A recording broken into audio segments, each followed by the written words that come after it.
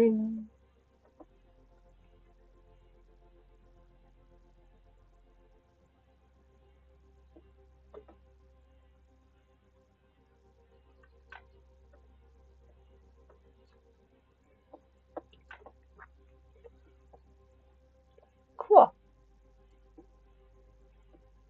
All right, we are live. Awesome, awesome. Hi, everybody. I just wanted to play Overwatch for a bit and hang out. I have been working on my little vibe coding app, and I am tired. So yeah, before I go to Magic Night, I just want to play some Overwatch and do some Q&A and stuff. So notice yesterday on stream, there's a lot of Q&A, but I was like too busy renting to engage with it. So they were just gonna chill. I am playing Overwatch. I'm a tank main. I am used to carrying. I'm used to carrying a team who's too preoccupied with their own BS to focus on the objective. This is also my political ideology, where I notice people in completely pointless progressive versus centrist fights based on a mythical, ahistorical understanding of 2016 politics, as opposed to just achieving any fucking forward progress towards a goal. Let's do it.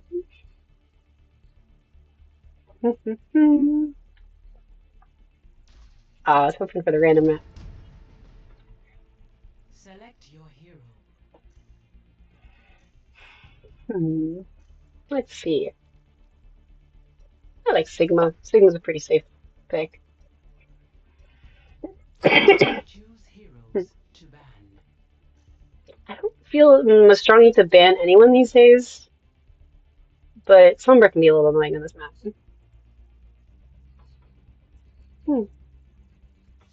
A lot of people seem to be streaming today, so this might be pretty quiet and chill, but that's okay. Another thing I can do if I want to switch it up is I do still have the DNC handbook that Ken Martin released of like how to run effective campaigns and effectively message. But it's just so light on like messaging and topics that it's not super useful. It's mostly on like reworking a canvassing pipeline, which is useful, I guess, but not really what anyone wants. So I'm just gonna play Overwatch because it's more fun than reading a 200-page PDF. But is itself also useful. I'm a game designer, and I think a lot because I like gaming, right?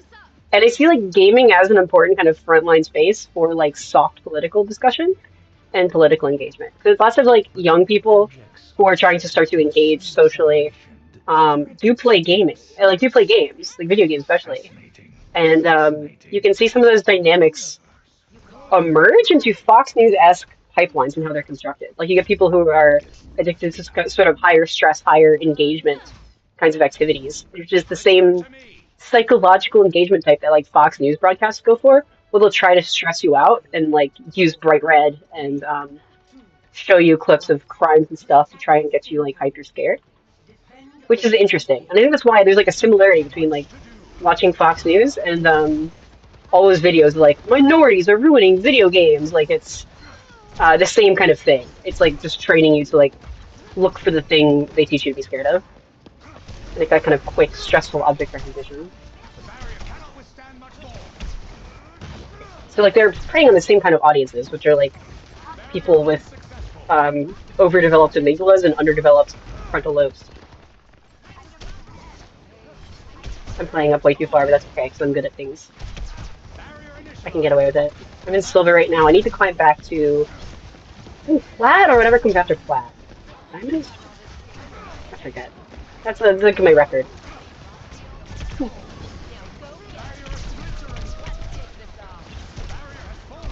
Tell me to touch grass. I have been touching grass. I have not been like streaming or doing anything lately. Kind of weird. I don't know.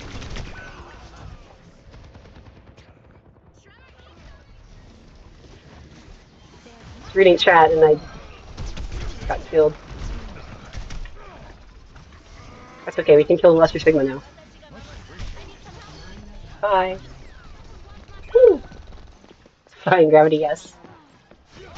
I am terrible at Sigma's ult. I'm a really good Sigma. I've been playing Sigma pretty much since release. But Sigma's ult is still, like, not great.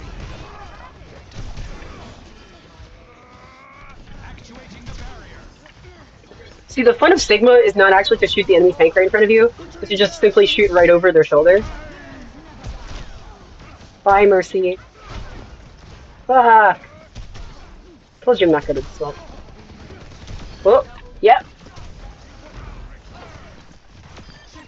Got him. Cool. That's 3. We'll take it. Time to reset.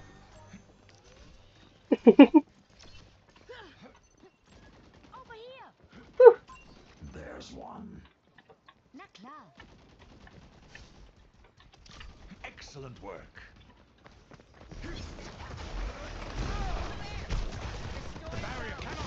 Sigma balls. Ah.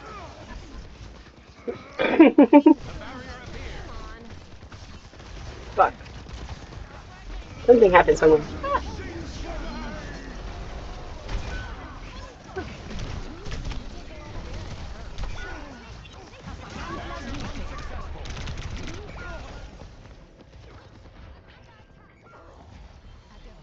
Hmm. It's okay, we'll lose the point, but we've got down to a minute, so pretty efficient. Normally I would like drawing it out. I'll even like sit on objective and just drag it out as long as possible. I understand it's about time. Because really the game is get them to overtime and then knock them off or kill them once. Survival generally helps because it reduces speeding ult charge and reduces downtime, but I mean mainly it's about the objective time. Everything's actually about the objective time. Everything else is just a layer on top of that.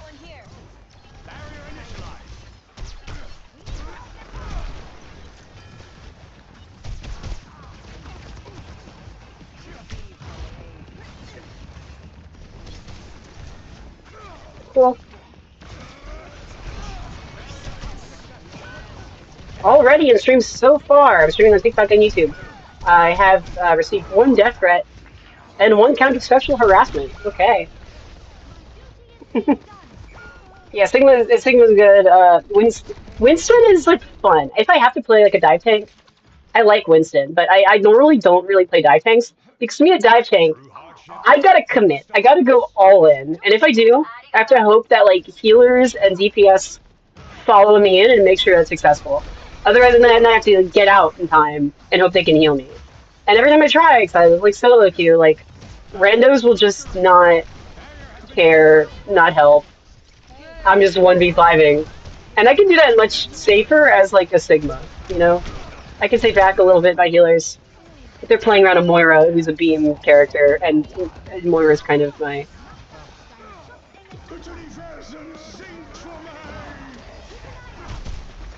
Just with the ult, but I did knock the support away from the tank.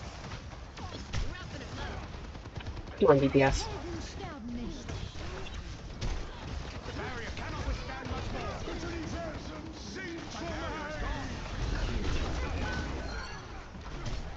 That was pretty good, I'll take that.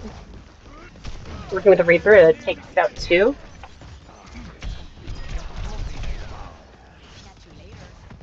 I really don't care about a Sombra, I gotta be honest. Like, a Sombra is not good enough to be a threat. Just kind of annoying, and I welcome one of them just being off doing their own thing away from their main push. That is a welcome distraction. Even killing them. The point in Overwatch and killing someone is to keep them away from the actual core objective.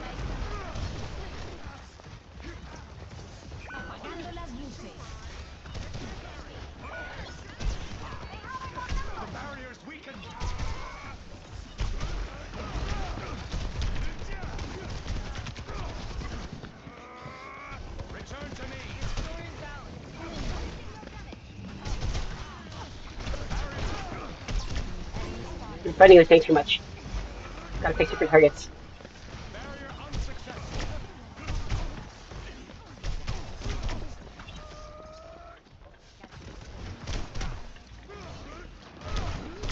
Should hold their kill cooldown. No, I'm not playing Division. I don't usually play Division. I just assume by name it sounds like a military shooter. I don't really play those as much. I don't know. I just never did. growing up. Like, I mean, I only played Halo like recently, like a couple of years ago. Some of my game designer friends like got me into it, and I'm still not very good at it. Like, I've always played like more hero shooter. I played TF2 a lot before, and Overwatch like as a successor to that. Um, but yeah. Score zero to three. Uh, I Switching have played Rainbow Six Siege because that's sort of a hero shooter. But the funniest way to play Rainbow Six Siege is not by pursuing competitive metas, but by being creative. Select your Like, hero. play with some friends, come up with the silliest thing you can, where it's quiet, it's too quiet, and then you all just show up through like a random doorway or like fall through the ceiling. Um, as you see after a pandemic, like I was saying, yeah, a lot of games play, and media played around the concept of a pandemic, and it got a lot less funny or interesting after what happened for real. Why seek And there's something it's called like No, I societal spy trauma, upon you. The um, weight gets left where we behind. don't think these things bother us or get to us really. Like life goes on an individual level, but it does seem to kind of mess us up in some A ways. friend COVID had the needs added no effect where it is actually guarantees. physiological. You don't Like have long to. COVID does cause damage. Or anything that's targeting like um your system like that can cause like physical damage to your body, like mental damage as well. Um, that has harmful consequences. Like Gen Z Activating the basically got. barrier. I mean, there's also the psychological trauma of it. Like you think it doesn't bother you, but then if you are stuck inside, I've seen people who like start to get claustrophobic and have panic attacks now.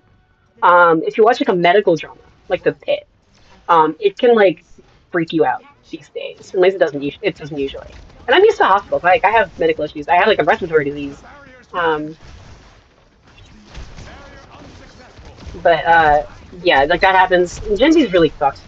Another big thing and that affects student behavior and like for the worse is lead poisoning, which is like if you want to do some of the most base political change you can, make sure your state has good anti-lead laws. My girlfriend has been improving them in Maryland, right? This is mainly going to be a thing on the East Coast, which are like older states with older construction, but it's still about everywhere, right? It's even through like the 70s, like everywhere is still using lead. And there's also like leaded gasoline.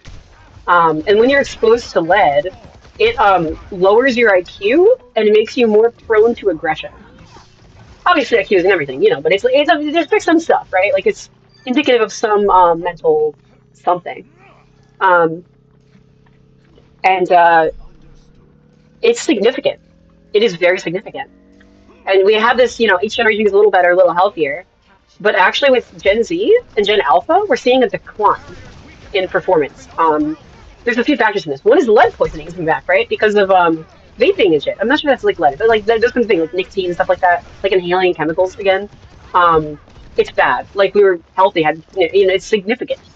It's a significant net negative impact. Like you're poisoning yourself. Like don't ingest poison. Um, make sure you have like a good modern state infrastructure in your city. If it's deregulated or defund it, um, or there's no crackdowns, even on older stuff, older infrastructure that was like bad at the time, even if people didn't know any better, but it's just never been fixed. Lead poisoning is a problem in your community. That's making people worse. Vaping is making people worse. They get stupider and more aggressive. The COVID isolation made people worse. Humans, not only like were people not paying attention as much if they were still in school, but also humans are social creatures. There was a study in the 1960s. And the 1950s and 60s were weird because there's like we had psychology, like we figured out psychology as a field, but we didn't really have, super strong ethical regulations yet. We kind of just did wild shit, and you learn a lot of really interesting things in a bad way. We don't do that much these days, but there's some enlightening stuff there, right? And there's one study where they had like uh, babies deprived of like social emotional connection. Even up to like kind of toddlers, like maybe a couple years old. I'm just remembering this from a class. I have like a lot of psychology and like a design background. Um, and if you are not like raised with love and attention, and you're kind of isolated, even if you receive basic needs, like you have food, you have a bed, you start to like physically and mentally regress and then die. It was bad. It was really bad. Actuating the barrier. There are like cases of Barrier yeah, like I mean, there was like the babies would start to act more and more like newborns, and then just die like they regress. That's important. Like there's it's as well like with a monkey, baby monkeys. So they had like two kind of parrots figures, like both models, not a real, but like one was like a kind of soft fuzzy doll, like kind of a stuffed animal of like a monkey mom that they could feedify, and the other was just kind of like a little robot, like wire frame, vaguely monkey shaped. And the monkey would prefer the like warm, soft, fuzzy one, that it could cuddle and snuggle and felt more real. And that's real. That affects stuff. And it was like led to a healthier, more emotionally stable monkeys. That's another thing. And then kids are not paying attention in school during COVID, which has led to this like generational decline. Math and reading scores are down everywhere. Obviously, education has been defunded under the Trump regime. But even when we fund education in this country, to be fair, um, we don't do a good job at it. Like we throw money at a problem, but not smartly. We're not like solving a problem. Um,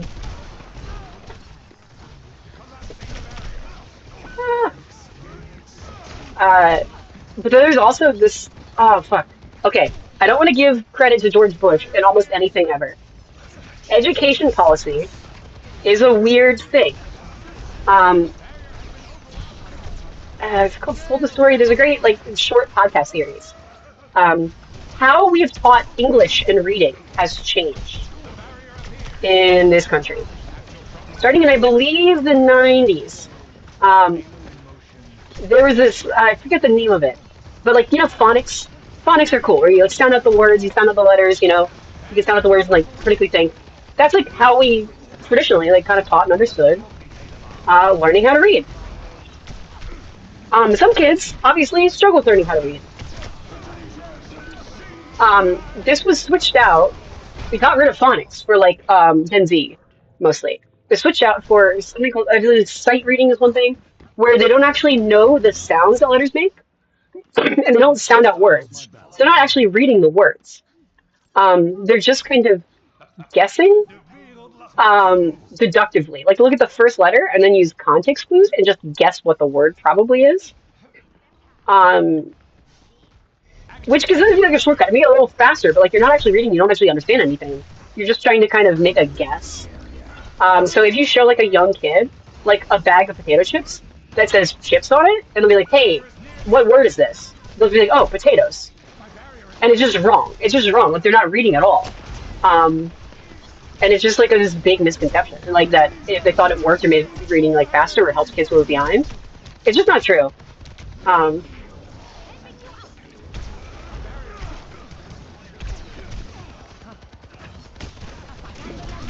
ah, fuck. So that's like one other factor that's just led to like a massive decline in like literacy. When you don't have literacy, you can't build those like skills on top of literacy that you would normally develop around high school on average of like media comprehension, like critical thinking and analysis, learning how to parse like let's say good reliable source from a not good reliable source, which is super important, especially in a social media heavy world. Most people just kind of trust the first thing they see and don't understand the importance of sources. Weirdly enough, it's actually like the far right that's embraced this postmodernist framework where like nothing is objectively true. It's kind of just all vibes, and it's just what you want. Like that is more akin to postmodernism, actually, even though they couldn't hate it because when they say they hate postmodernism, what they really mean is Jewish people, um, which is its own thing. But like uh, people don't really care about like academia, like intellectuals, and like the virtue of verified source or peer review or not, or like understanding the bias of a writer and what they're writing. Like these are kind of depths. You're not even need to understand the literal words, but like the context there, the perspective. Um, and people fall for conspiracies. Like people now openly identify as conspiracy theorists. It's all just a sign of like a really sad academic decline. And I want to bring back maybe even through the successful framework of like American exceptionalism. There's a sense of like 3-3. I don't know. It's good to be smart. It's good to go to school, stay in school. They used to be a virtue, and I think we need to bring it back. But we've seen a massive generational decline into instead seeking just blindly trusting the first community you find, which is really bad. And like getting social validation from that, and just like using that as a heuristic to not think yourself and just trust assuming other people have done the thinking already for you, which is dangerous and bad and wrong. But that's the thing that happens, and it sucks really bad. And that's why, like, now we're in such an environment flooded with misinformation that it's really important to just spread information and to get into different spaces. So I feel like things like playing games and you know, see like what's out there and talk to people and like spread ideas. It's not to say like lie, like don't lie, but like people just aren't exposed to information, exposed to misinformation first, Punctuating the barrier. and assuming all else equal because they lack the critical thinking skills to pull them apart. Um, there's no discernment. Like it's just a matter of exposure, and it's a race to exposure. Sadly, this has been like a generational decline kind of thing. And we know for a fact that like the alt right figured this out way before everyone else. Steve Bannon like turned 4chan into an engine, and now like 4chaners and groypers themselves do this as well, and they know how to flood places with like bots. They rush to any group or headline or news story first, um, and just start like pumping anti-Semitism into it. And it's really fast to do because they don't have to worry about like rigor or truth. Ooh, Perhaps the got him. problem was that restrictive Easy. 30 seconds remaining. Gamers are consistently exposed to awful, awful shit. Gamers all the time are exposed to like preying off of these kind of high gear, high stress Objective A uh framings are exposed to a lot of like minorities are ruining this property and like 30 seconds anything like would start as a fan of any kind of media property or game and end up only being allowed socially to engage in this hateful anti-fandom based on this like complete fabrication of how game development works. They'll blame like a sensitivity consultant for like bad code. It's the stupidest shit I've ever seen. As someone who's been in game development, The enemy returns. he designed technically. There's a difference. Hey, fuck. I remember like Overwatch. I don't know. Overwatch is a product of what now feels like a different time. Barriers weakened. Overwatch is about diversity and how cool that is. All the character designs are interesting because they're all like different people with different body shapes from different cultures around the world, with different vibes and different things going on. But it all starts with the premise of like, what does it mean to be a hero? And it's like the charm of Overwatch is how differently that can be interpreted or embodied. has reached objective. Like every character is a fun new avatar of that kind of idea, and I like that. I think that's neat.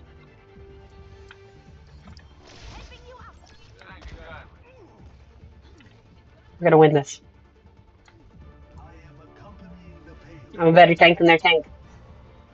Our healer stepped up. I've gotten less reckless.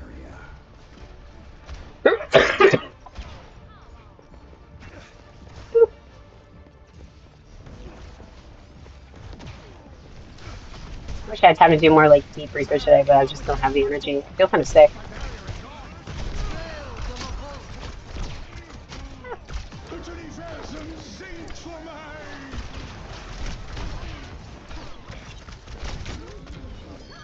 Oh, yes.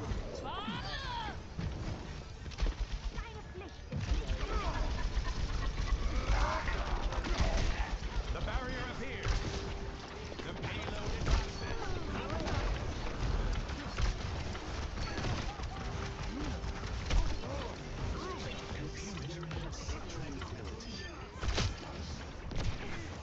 Yes. Yes. Okay, 6 points. Good. Wow, Step right up. we did it. Double 6-3. Now we just need to win again and hold. Thanks for joining me for a chill stream today. I'm happy to talk about whatever nerdy nonsense. I don't know. We're trying to figure out a lot about design as applied to more serious, higher stakes situations like politics, like messaging, presentation, color. I was doing an analysis last night for no reason aside from my own fulfillment of Mamdani's ads, and like not only the color that's used, but like the pacing of them. It's like down to a science. It's fascinating because no longer than like 5 seconds without a cut. And there's like a 3 second hook exactly at the start. It's such a good plot structure to it. So I want to read up a guide to this and like everything else.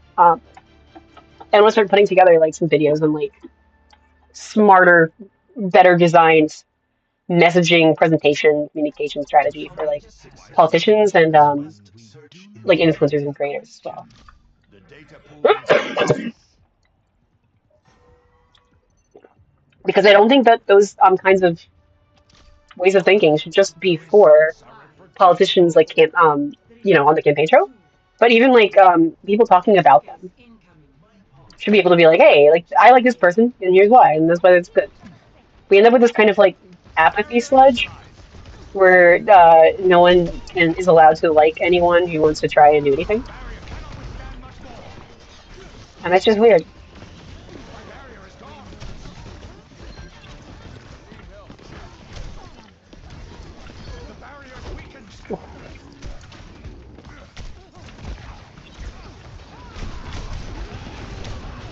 Shit. I don't want to die. I don't want to die. I don't want to die. I'm scared of death.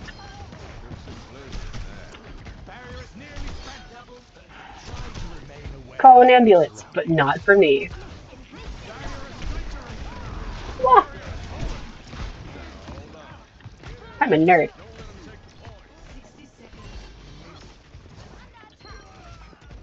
Actuating the barrier.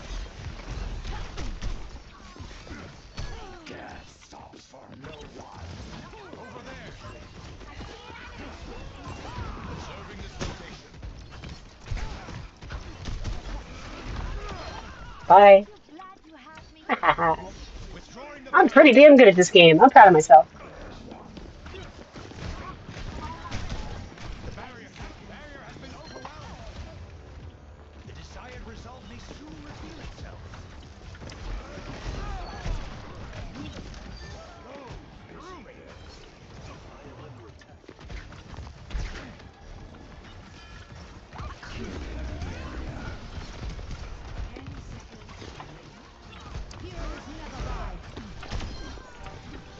there is method in this. Easy. Easy. And that's how we do it. Woo! We can talk about whatever. That's okay. This is not going to be a popular stream. That's fine. Everyone else in my sphere is streaming right now, and I'm having fun. I talk with people. It's nice.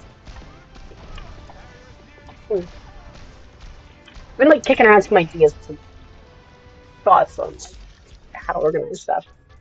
Um, sure, I'll support you, person. That's a cool skin.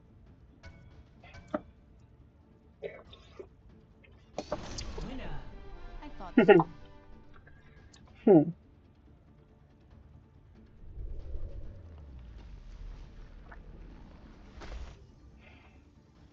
Oh, battle. Not for me. That was easy. Loot box time. A legendary loot box. Cool. Well.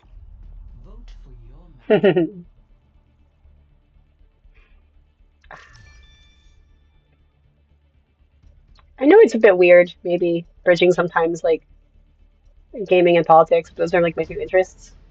But I mean, to be fair, like when I was in high school, I saw the modern political space start as a gaming space. Like that's where the alt-right festered.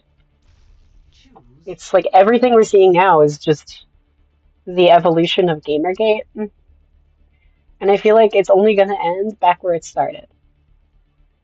Um, I don't know. And everyone who pushed for like Gamergate is now lonely and miserable, and they've got what they wanted, and it's made everything worse for everyone. I hate that. I don't want that. I remember when the internet was cool. I remember when we had fun. When it was just cats and memes are basically puns. Well, there's some tension on the other team. Bisexual tank, transgender DPS, Israeli DPS. What will they do?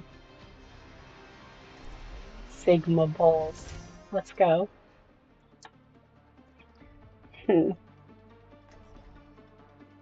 The thing is, I don't know, my ability to affect a space like gaming for the good, despite me being a lifelong gamer and a game designer, like I know ball, I use people. Alas, I am a woman. So I have this highly limited capacity to affect Reminds me of change. road trips when I was a kid. Interestingly, I have noticed analog gaming, Different board world, gaming, tabletop games and we'll never get it have been back. immune to the chutification and the rage bait that has permeated every corner of video games. Boban. The reason for this, as far as I can tell, is not necessarily class privilege, because tabletop games are as expensive, if not like cheaper. Uh, um, is actually oops, there we go, deal with that somehow, cool. Is that analog games can be social, and you can like people who just play video games tend to be very isolated. So it really comes down to, I think it's all downstream of like honestly like funding extracurricular programs at schools and like having more social opportunities, especially for boys and young men who do not typically form social emotional bonds if they can help it. And I think a lot of the political harm we see are just like painfully lonely boys and men who not only can't talk to girls, but can't talk to each other. And then they just like instead start huffing a propaganda tube.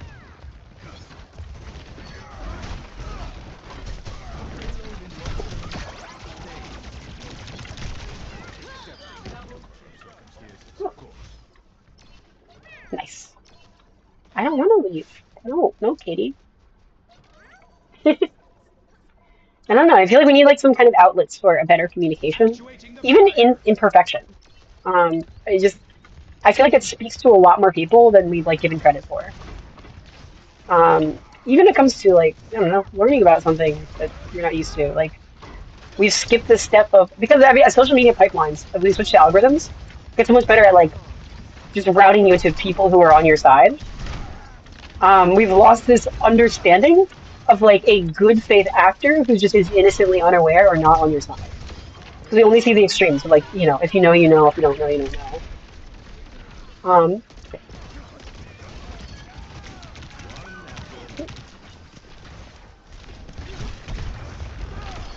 and then because of that, people conclude like, oh, if you don't agree with me, you must be like a super hateful bigot. Which is not always true. And even like a lot of the younger, newer to it, especially gamer boys and stuff. So I remember gaming in the 2000s would just like say awful shit, but not really mean anything by it or even understand what it means.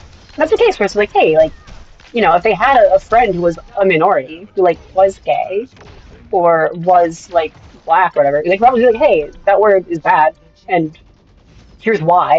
And they'd be like, oh shit, sorry. But like instead, it's just I don't know this presumption of living on different planets, and then I don't think there was a good downstream consequence of white girls like me being like, huh, "You fascist."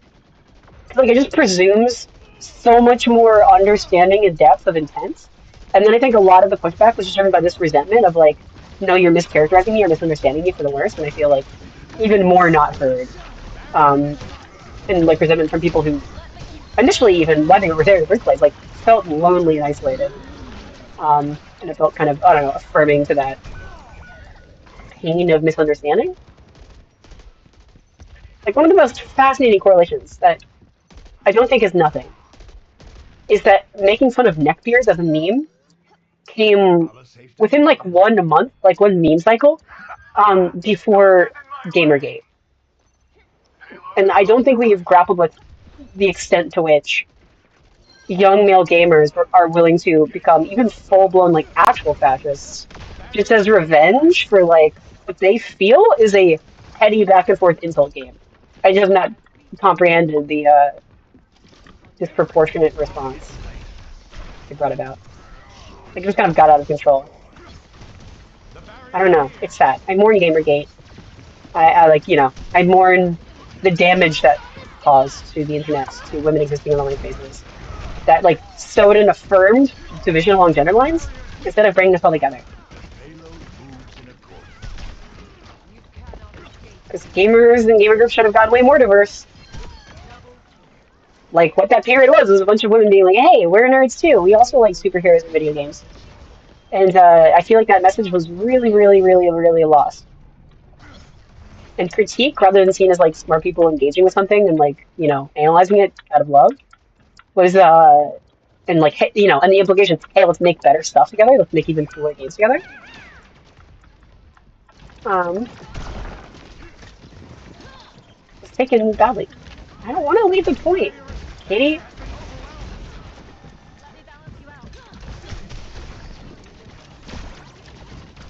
Oh,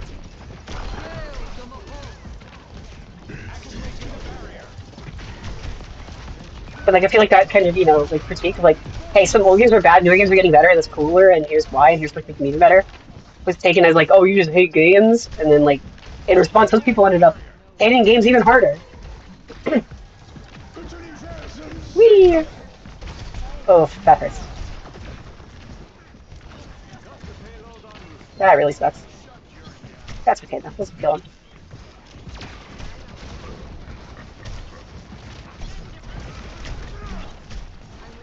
Ult canceled.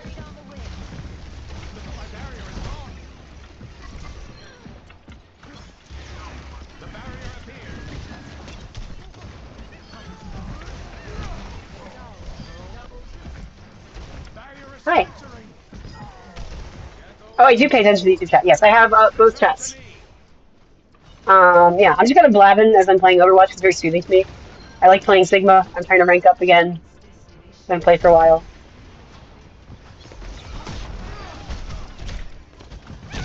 Wow. But yes, I pay attention to YouTube chat and TikTok chat. Though I may stop paying for the ability to dual stream with Streamlabs. I may just pick one or the other. We'll see. We'll see how it's going. Yeah, Overwatch and soothing the as well. Yeah, I mean it's. I don't know. It is kind of soothing to me. I can get into a flow, right? Whereas I can't control everyone else in the game, but I can control what I can control, and I can just get good at like the practice and the flow of it. So I don't know. Thanks especially because like I'm focused on the objective. I have like a clear goal, and I know to do that. Same especially is a really good like consistent rhythm and flow. It's very very satisfying to me.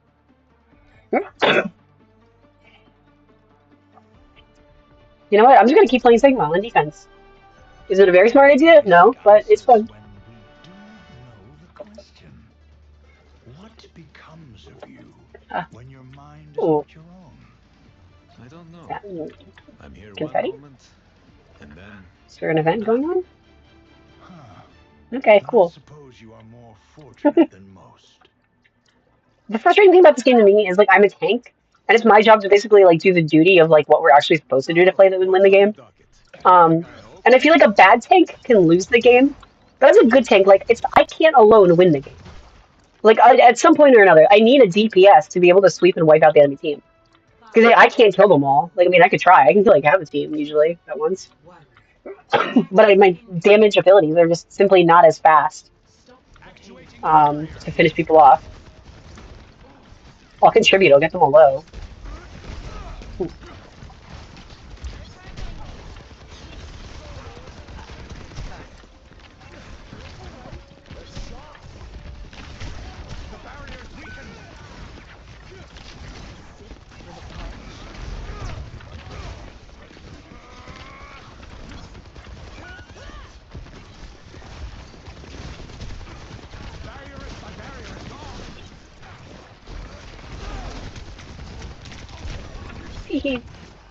Get bogged. Alright. Wee! Okay.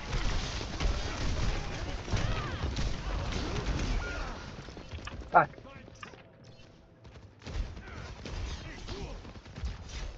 Okay. Author, filmmaker, Peter Joseph, noted. Collaborative economy project. What do you mean by a collaborative economy project? Oh, also someone yesterday did email me like an executive summary of like well, it must be like a master's report they're working on of how content creators can be more effective as like political actors, which is like really fascinating. And I want to learn more about. You see but a fraction of the universe.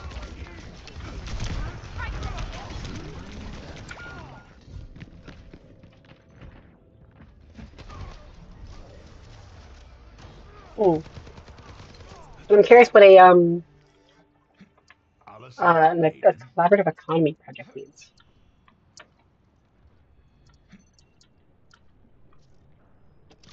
The data pool increases. My goal genuinely is like I want to build a world that is inclusive and fair enough where like I like games, you know? And I want a world where anyone can play games with me. And playing games should be chill and should not involve anyone sexually harassing me or calling me slurs. Like, I don't join voice chat. I'm playing competitive. I'm not in voice chat. It's not worth it.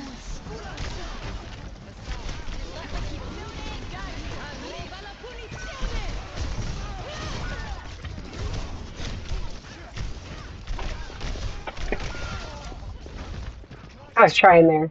I had one healer, but our DPS have been really out of sync this round. So I have climbed to like what's up your plat? I was like in top of plat, like coming on the cusp, you know, with I think it's diamond. Before I haven't played in a while, so maybe see like rank up again. So I'm like currently like silver into gold. I'm getting there. I'm getting there. But I just gotta play a bunch of games to get there, you know? It's really hard to climb this tank though because it's mostly up to the mercy of my team. I don't want to fly, kitty.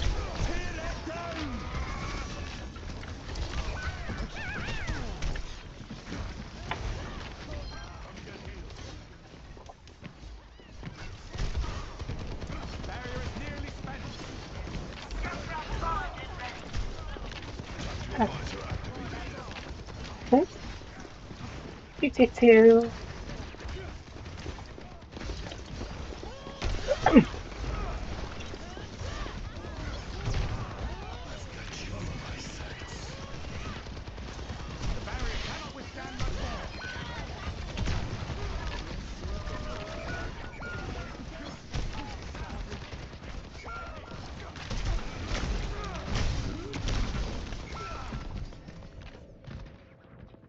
Yeah, Sigma's really fun, but I mean at this point my team is just getting crushed like a tin can. I'm gonna lose this match.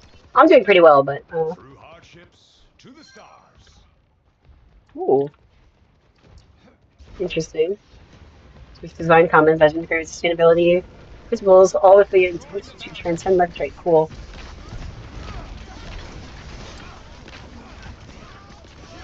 Cool.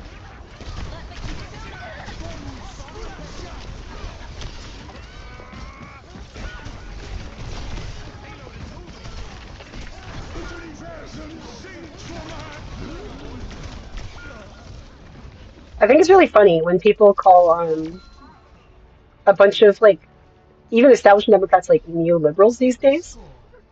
When neoliberalism definitionally does not just mean like liberal, it's like laissez-faire, no regulation, and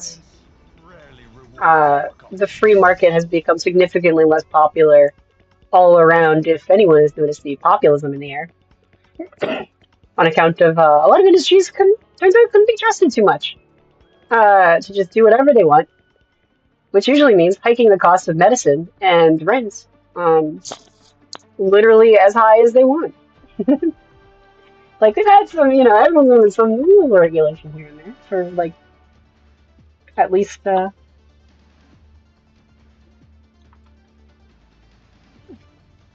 past, I mean, at least for this century. Okay, here we go.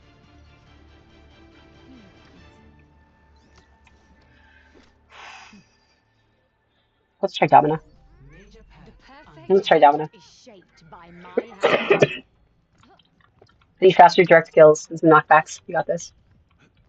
Like no one knows like honestly, like neoliberal would be like neocons too, but it's usually more kind of social foreign policy, in addition to a similar shared fiscal policy. Like Reagan and Thatcher are neoliberals.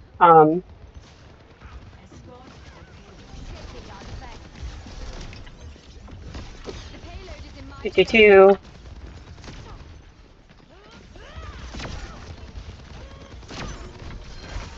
Like Trump is more of a neoliberal than Biden, because those words mean things. But liberal is kind of the most nonsensical word in politics right now, because everyone will just call everyone else a liberal for completely different reasons. Like it doesn't actually have a consistent practical meaning in how it's actually used anyway. We live in an era of vibes. Sometimes words say like, I'm a gamer, and I think healthcare is cool. We should have healthcare. Because I don't think it's fair if you get sick and then you gotta go bankrupt. You can't control that. What can I say? I'm a woman of taste. Is still playing around a hazard? Ridiculous. A volatile creation.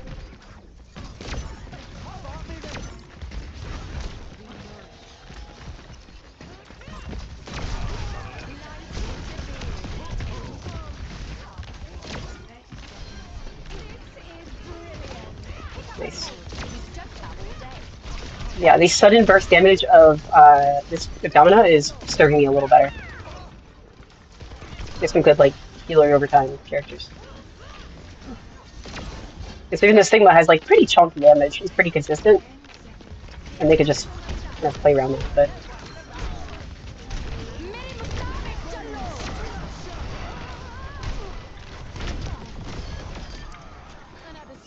holy shit!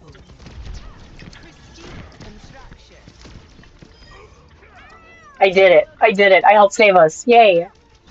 Ignore the fact that Emery got all those kills. It was me. Yeah, totally. Yay! Thank you. Cool. Well, I'm gonna baby this payload until the end of time because we are out of time.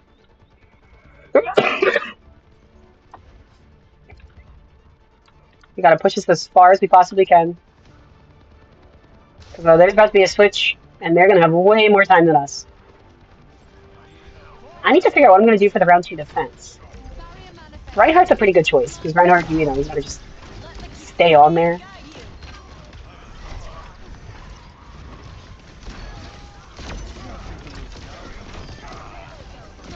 Good, good, good, yeah. So Reinhardt's a scary tank. If Reinhardt can like get in close and just kind of stay there, like very much an immovable kind of obstacle. He controls that short-term space. So just quickly killing the Reinhardt should make them all collapse. If we can even hit 2 points on this, I'll be happy. Let's see. Oh.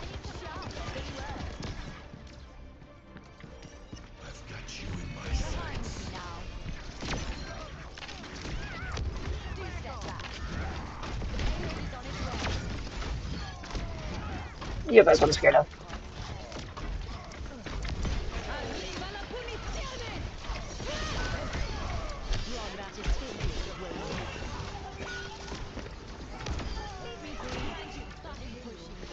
Okay, we got it, we got it. Oh, he's still alive. Cool, we got it. Oh, there's another one. Okay, we're still pushing, still pushing. No, not gonna. I'm gonna hold my shield until we really, really, really need it. And we're gonna support this Emray with our life, okay? Because this Emray is getting its time. For Soldier, not as much. Ooh.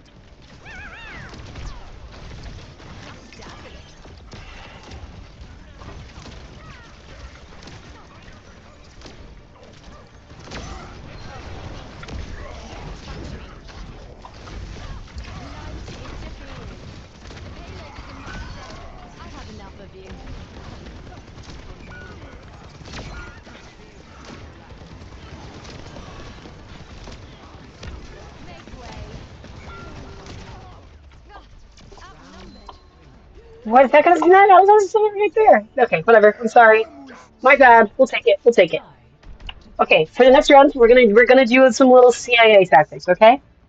So one of them was really upset at the others. Road Coke.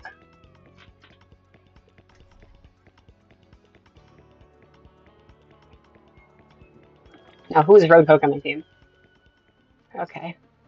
So we're gonna see if we can get them to blame Road Coke this round, and maybe pull them apart a little bit. I kind of like Domino there. Domina's bad recovery if you go down though. Hey there. We can get back fast. Yeah, we'll try for Reinhardt. We'll try for Reinhardt. We'll try for Reinhardt. This is gonna backfire, isn't it? Because they have a scary Reinhardt. What a beautiful day! Let's make the most of it. Okay, just the first house. Yeah, cool. I support any forward progress in a place like Tennessee. Okay.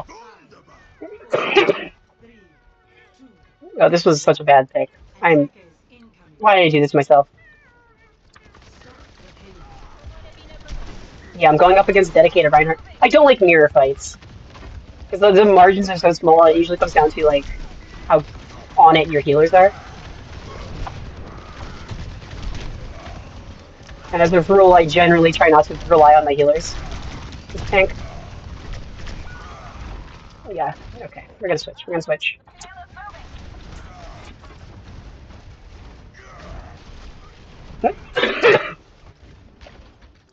Let's go Hazard. If you're in it with me, We're going Hazard. in it for life. Aye, that's it. Yowdy!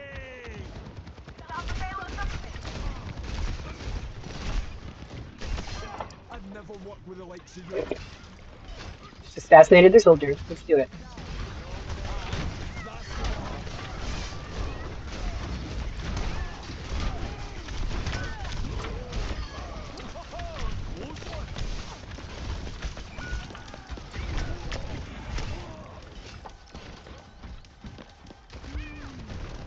Phew.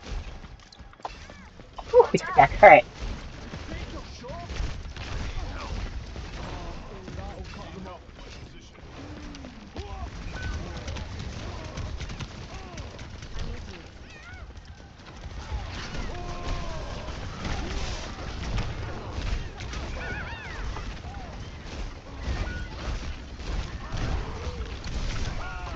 Yeah, our jetpack cat is honestly trash, but that's okay.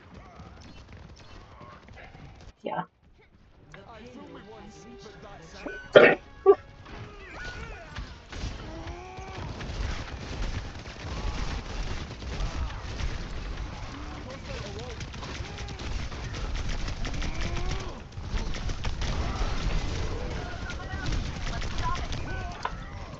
got you in my sights.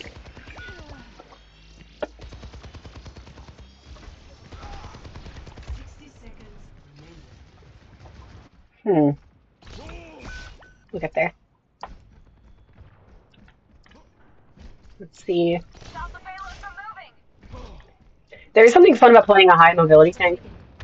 Because genuinely, part of the strength you get to inherit is just recovery time from fuck-ups.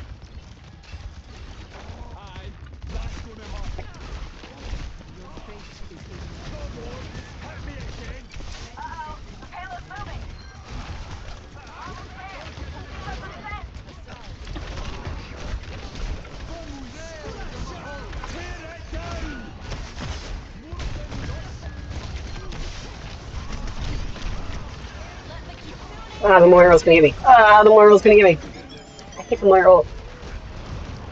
I love playing Moira, but Moira's probably my favorite pick.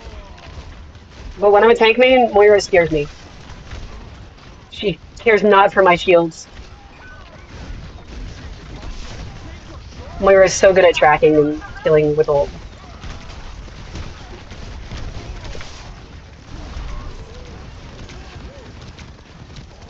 Holy shit, thank you, healers.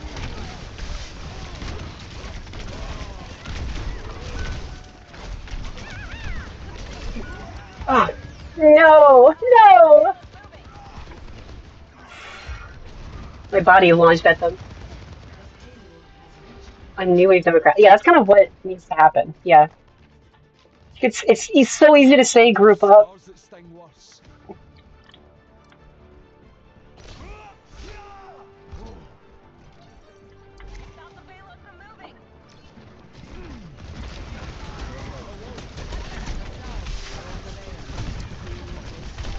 Oh, shit, shit, shit, shit, shit, shit, shit, shit, shit. Hey! Hey, that's pretty good.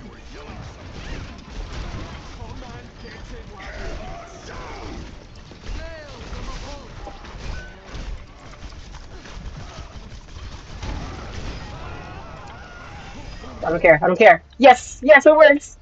The distraction worked. Ha ha ha. They fell for it. Whew. I can't believe I survived that. Honestly, I was so out of position. It was so bad. It was so bad. I was out of position. I somehow lived, just went back through a side door, ran into one of them. And honestly, I got a little perk that gave my like little right click, hold up my arm, like reduced front damage, do a little chip damage. Got a like 30% life steal, and that little margin helped me a lot. Plus my my healers really have my back there a lot.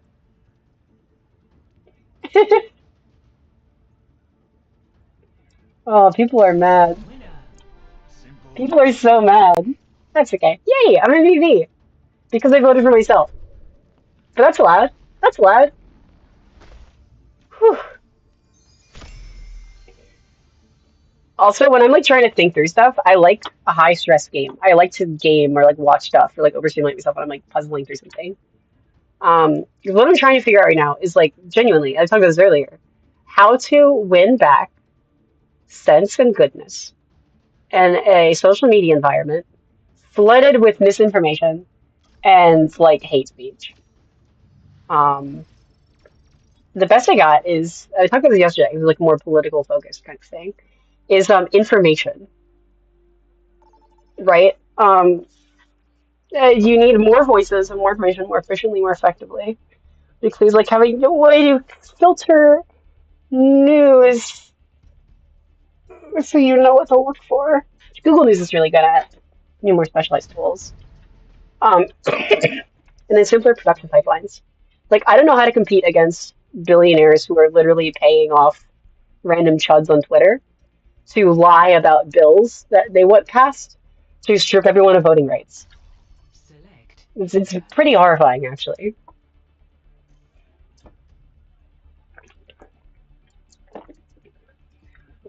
And in the wake of strict gerrymandering, I mean, which is disgusting. It's more important than ever. So that's like what I'm trying to figure out what to do. I'm working with Digital Ground Game to make like a bunch of graphics and stuff for them.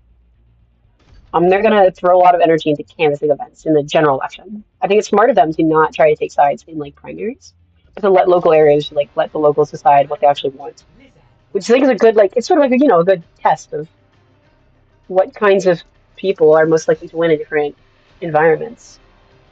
Um, and just then throw a ton of people to actually canvass and knock doors for um, the most progressive candidate in the general, which is good.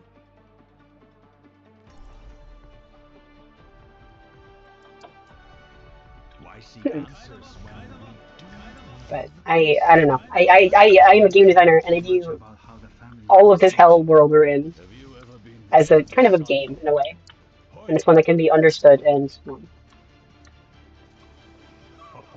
It started bubbling. that's a DPS from the other team last time. No one can stand in your path. Expect You have a bandage? Who exactly do you think I am? Someone who carries bandages? Guess not. Cool. Your eyes Hmm. deceive you. Your eyes deceive you. Your I'm not gonna eyes stream for too much longer here, but no, this is fun. expect I'm glad I just kind of get to ramble about stuff and think through things, and it's good for public speaking too, like kind of use exposure therapy. Actuating the barrier. The barrier has been overwhelmed. Whee!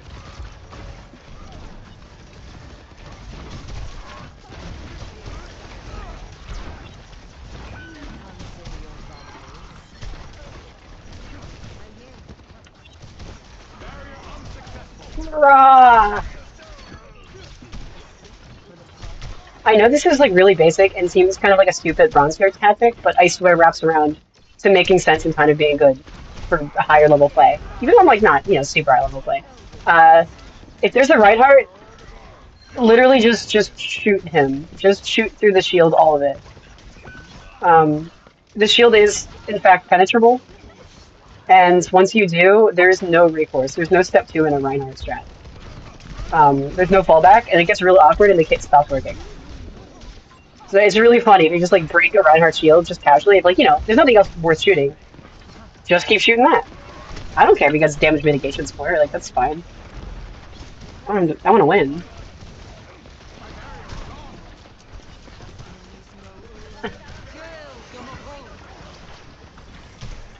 Ulting Moira is my worst enemy. No, it's faster than my animation. Shoot. Okay, well, that felt a little targeted.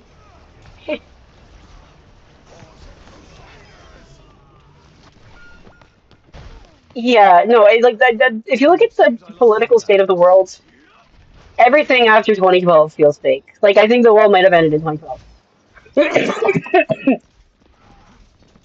Actuating the barrier. Because once social media kind of took The hold, barrier has and we had algorithms in social media specifically, not just like a newest latest feed of the interest-based, endless scrolling algorithms.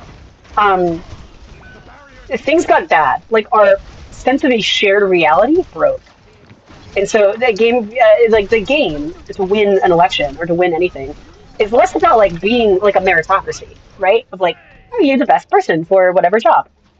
And instead changed into um, informational reach. It's like, who can you get to first, and who has the ideas that can spread the furthest, which sure enough tend to be controversial, divisive, like rage bait, engagement bait, and pro bigotry, because there's a lot of unimpressive people. And if you are selling to unimpressive people a scapegoat that you are in fact impressive, and the only qualifications you need for that are like your skin color, a lot of people take to that. And weirdly enough, these days, studies and articles have been coming out on this all year. We finally have enough data to like catch up on this and figure this shit out. It takes time to do studies, right? In the wake of like 2024. A lot of these like really successful propagandistic voices that have like pushed politics to the extremes in the current age of social media are in fact like some random guy in like India or Pakistan or whatever who lives in like a developing country where there's not a lot of money, but there's way cheaper prices and can like make a living by just like rage baiting like white uh, middle class Republican men to like subscribe to them on Twitter, and they get ad revenue on Twitter. So they will just purposely be like, "Hey, don't you hate Indian people also?" But it's like an Indian guy writing it. That's so sad. But like they can make money from like stupid white people by doing that, and it's like that's ridiculous. And it's not even like a politically motivated thing. It's just profit, and they're just like looking at the numbers, and that's what trends. And that is so sad, and like needs something to be done about that. I don't know. Funnily enough, I think this Twitter feature where it's like um, the little country flag of like where you're from was very enlightening, and I think should be required on everything. Like so you could tell who's like astroturfing this and like just does not have a horse in this race. I think would really help. I used to play League of Legends. I do not anymore, which I don't know. I feel like it's sort of like a kind of like Alcoholics Anonymous, but for gamers. And yeah, like the economy's not working. That's just this misinformation delusion bubble. Like everything that's like objective about the economy right now, like things should be going bad, but really what the economy wants, like all the investors want, is something predictable. If they can at least assume things are going to keep going, they can like they're just placing bets effectively. All investors just like is this a safe bet in the future? Would you put your money on it? And no one wants the economy to crash. Really, no one wants that. Unless you're like a super weird psycho hater. But I don't want to be starving. No one wants to be starving. And it really wasn't the power of imagination, I guess. Which is kind of funny. Come down here, you. And right now, like even with all the chaos of war and around that like trickles down to oil prices and fertilizer prices and global shipping and trade, um, everyone just kind of assumes like no one really cares. Like the AI bubble, no one really cares. It just keeps going. Um, the end goal for AI, and like all the companies investing in it, right, is so what we're seeing right now is a war on workers and worker rate wages. Um, um, Like the goal is the decimation of the middle class.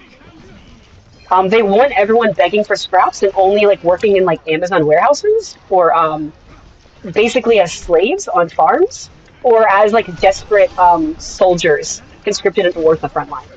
They want to destroy all of your bargaining power. So think of the jobs that AI is targeting. It's targeting like white collar office work, and it's targeting any creative or artistic work, and it's in targeting technical work like coding and editing. Um, That was not the I didn't do great that time. That's experience. okay.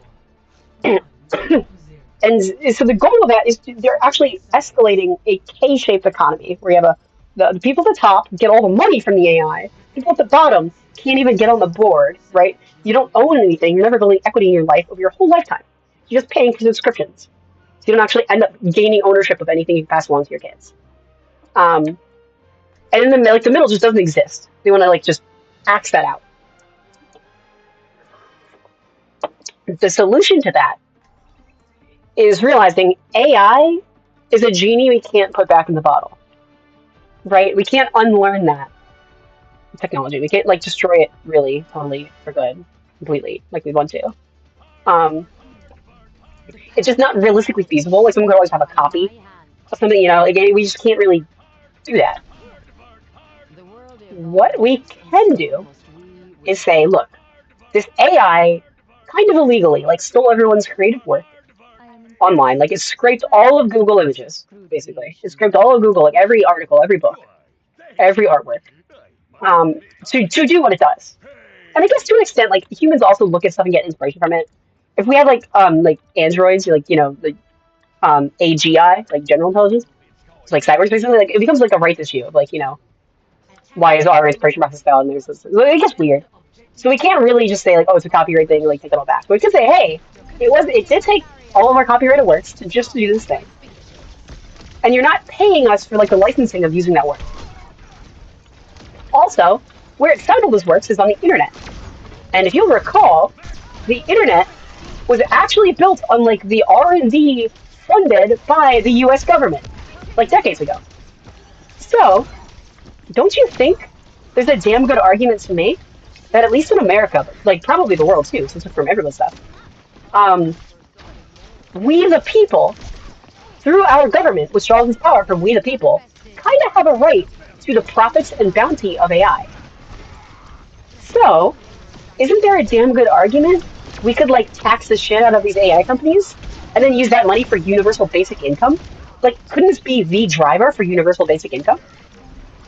Because basically, it's all of our passive income, right? Anything AI is generating passive income based on like, what we, the people, contributed to it. So I think it's like that might be kind of the best case scenario, and like we get to regulate it, make it very like democratized. Um, that sounds kind of radical and it's weird, but actually, I think it's even something like basic. I was like Cory Booker said that or something. Like, damn, like I don't know. I think the progressive to centrist kind of divide is breaking down a little bit, and it's just a thing that kind of such impeccable taste. universally inevitably makes sense. I think it's a pretty cool idea. Um, at the same time, I also think that anything that's like AI generated or uses the AI needs to be clearly watermarked universally. Shaping our defense. Okay, I can group up and back up, but we're gonna lose 2 minutes of ground. This is a good hold point. Yeah, see, Tor gets it.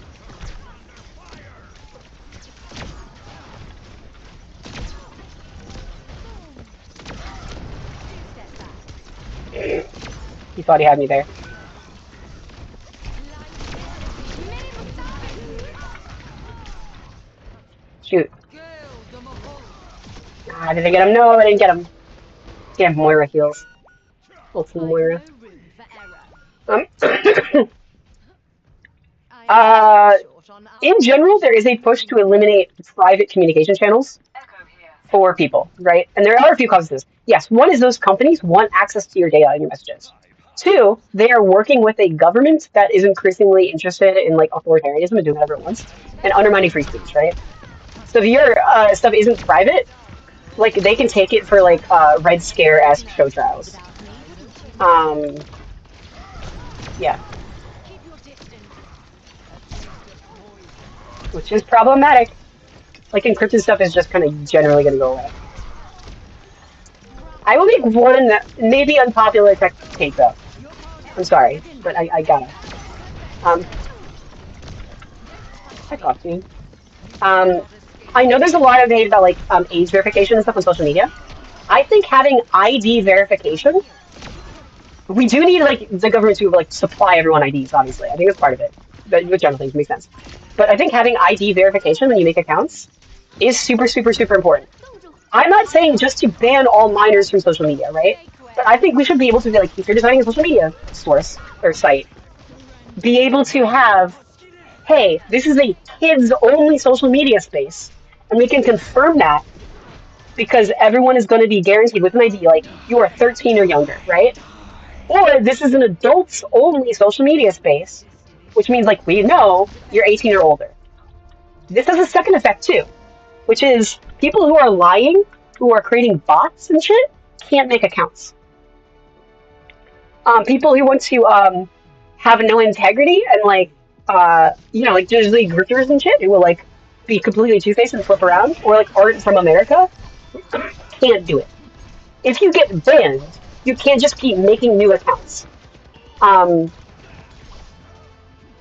the cost benefit there is really good, right? Because there are issues. There are some issues.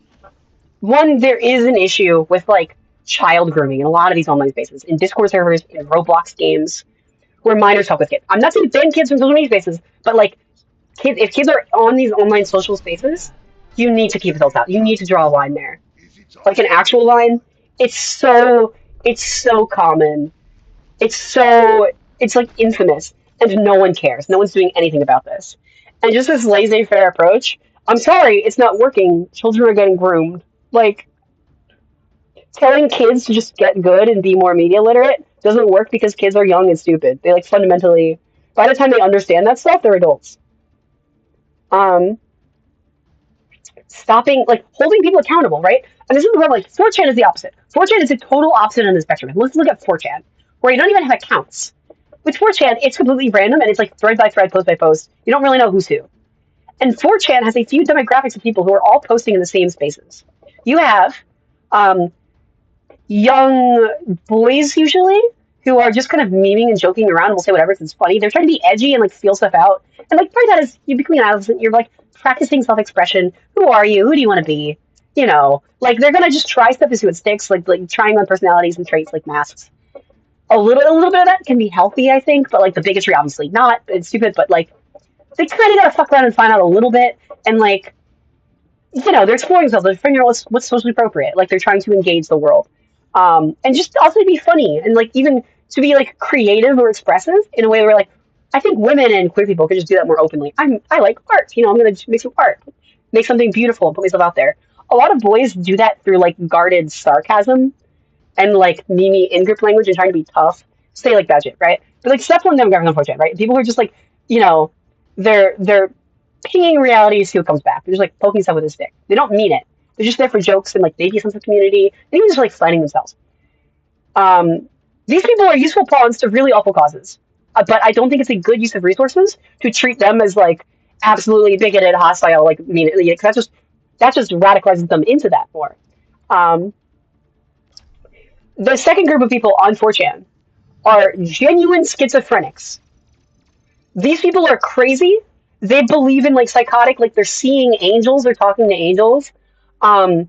Just weird people. Like just genuinely crazy. Just actually delusional. Like I've known like people like this kind of happens usually in your mid-20s. If you are prone to certain psychological like mental illnesses, they can manifest like after you're already grown. And you can just sort of lose it, and things make sense to you that just don't make sense, and like just are unmedicated, right?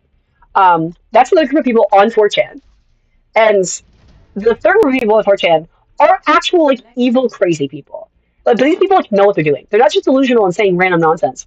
They're not just mentally ill. Like these are people who are just like actually like want to be in the KKK, or also have like a weird like racial fetish. It's like a sex thing to them.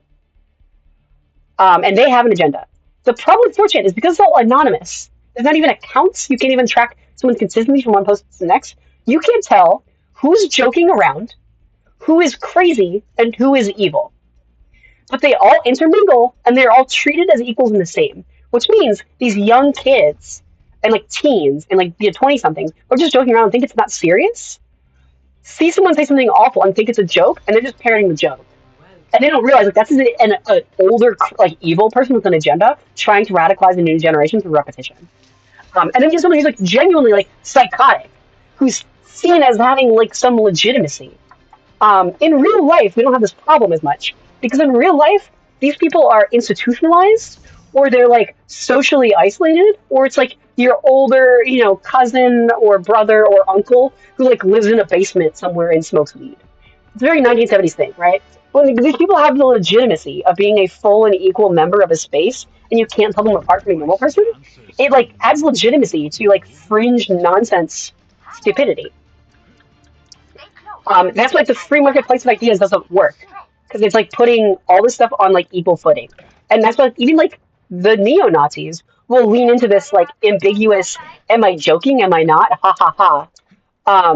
And they'll like switch around based on like what they think can get them for this, because they just actually focus on the memetics of their ideas, and it leads to harm. I think part of that discernment is like being able to tell, who's serious, what's real, what's not, what's made up, what's actually like coming from a valid source, what is just the ramblings of an unmedicated person who had a psychological break, like the fucking time cube guy. And it's like so tiring too, because then like when you have this breakdown in conversation, because you have people who are joking, be like, no, I'm not evil, I'm just joking around. It's like very casual to me. I swear I'm not like a neo-Nazi, but everyone keeps calling me a Nazi.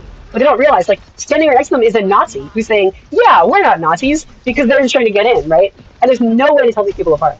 So I think having, like, some kind of, like, ID verification, I know it's sexist and unpopular, but solves all of that, because you can, like, have basically, like, a unique, almost like being IP banned is, like, way more effective at banning people, but being, like, ID banned would be way better, or, like, ID traceable or ID consistent. Even if it's internal, it doesn't need to be shown to everyone, like your real name. I like having accounts. I think like Google Plus, making everyone use their real names, like killed YouTube comments as a worthwhile thing, and like that culture, because everyone was afraid to be themselves and express themselves. Very not friendly to minors too, are still figuring those out. But at least having some consistent record of like who's who, being able to track people over time, would help us navigate the space. Like we'd be dealing with concrete actors in different environments and concrete ideas. Would really help us, because if you could look and see, oh, this person's like just sarcastic and joking, they're just saying random rage-baiting bullshit and changing perspectives, pretending to be an SJW in one thread and like a Nazi in another thread. Like you do not take them seriously. Whereas if someone's like, okay, this person has a crazy ass agenda, you could actually tell. At what point does irony stop? That's a good question. Yeah, exactly. And that would be a way to help people like just honestly tell us bullshit or not. Like that's all. That's all I really want. It's nothing like censor free speech, right? Like, here's the problem in the U.S., right? People care about certain constitutional things. You're never going to pass a law to like ban hate speech. So we have to help people actually navigate free speech. So I think two things. One, being able to like mark AI content as AI very clearly. Two, people are confirmed to be people from your country. Three, oh, what was the mystery? I had a third thing. Sorry. Give me a second. Give me a second to buffer. Give me a second to mental buffer and load. I'm playing the game also. So, oh yeah. Verified, like, news media sources. If you're, like, a news website, right? You should be a special type of, like, registered business. Like, instead of just, like, a corporation or an LLC or, like, a nonprofit. I think that news media should be its own category. And then that should also have, like, a special watermark or something. And those organizations, maybe they could get special like tax write-off privileges or whatever, so it's worth doing. And because they're a special denoted type of account, they would have this authority, sort of like a verified checkmark on Twitter, right? But like from the government, right? It's like bound to your account, it's like an ID you can register and put in, and then you just get the thing, but it like checks it. Like when you create a TikTok business account, now you need to like verify you have a business, that kind of thing, right? And you like put in like a tax ID for that. It'd be like that. You could also, social media sites could have a feed of just news sources, which would give them added legitimacy and like, priority stand out from the general junk of the feed. And then that would also let people know, is this a real article? Or like slop clickbait article generated by some random bullshit. or just like made by some person just lying in a blog. And on Facebook and like conservative news sources, especially like conservative spaces, they love slop. They love slop. They will cite the sources or build an understanding of the world based on something that's just not news. But they think it's news because they can't tell, because they're old or did not pay attention in class. If they're old, they didn't have any like units on like critical thinking and like finding valid source. If they're young, they just like were vaping or like on Instagram and not paying attention to it.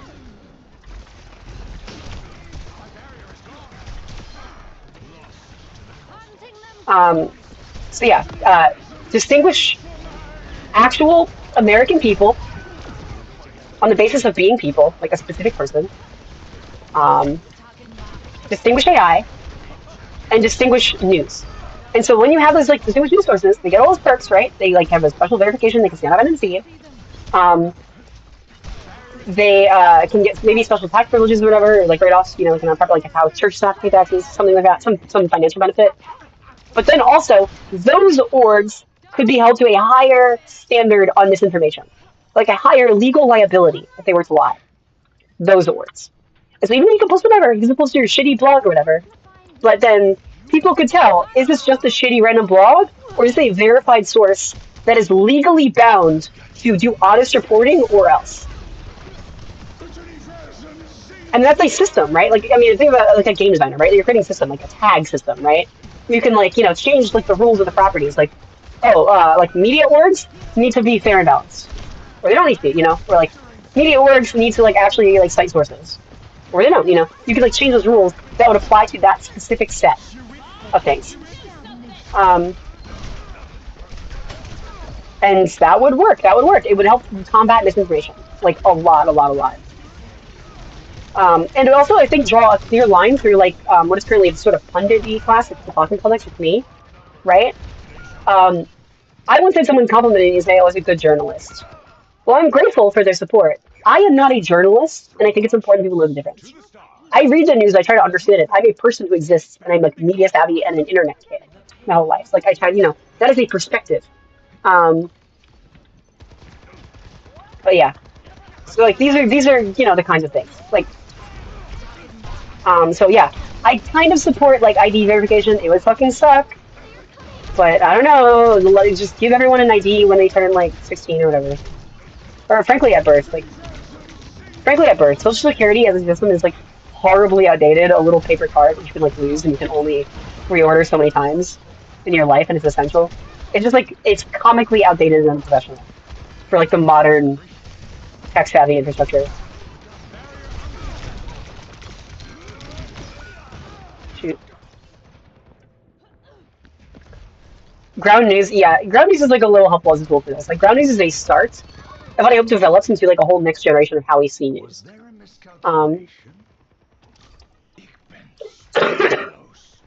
But I feel like we need two factors, like two dimensions, right?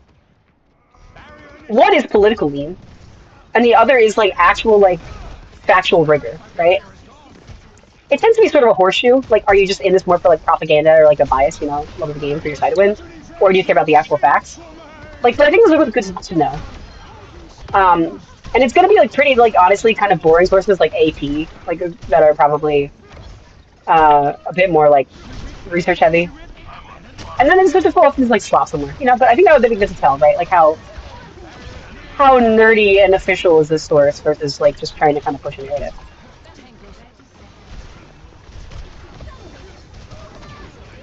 And if I cite a source that's like left leaning, but like super factual, rigorous, like I think that's worth having vocabulary for.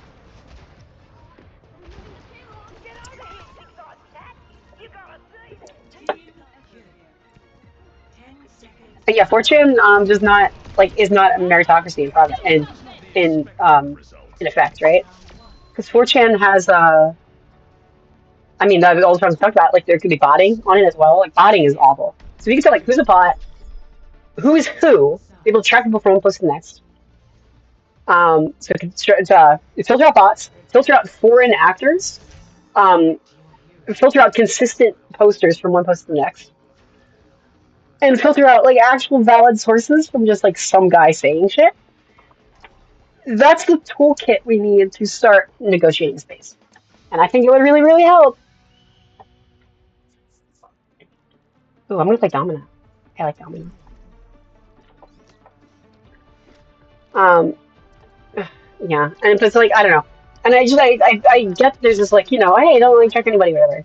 But like there's a certain naivete in it. Great to ask for help. Frankly, I would trust it the most in the hands of like the EU. Like the EU is like the one who's like, hey, people have the right to not be tracked by cookies and stuff like that, and then like we've all benefited from that because a lot of like websites want to exist in Europe as well as America.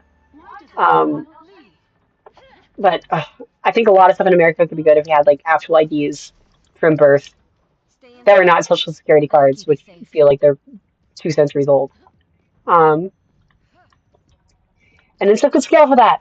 I think it'd be cool if we had like a Club Penguin type thing, but like it's guaranteed no adults allowed. Pretty cool. Obviously, someone could like steal their kid's idea, but like that would be traceable, I am advancing the and payload. you could prosecute it, right? Because then if it turns out, oh, this was like an adult who's like being inappropriate with kids, you could track that off the same like account number, the same like ID, and you're like, wait a minute, this is probably that kid's dad. Like you could open an investigation and like know where to go. This like random anonymous whatever.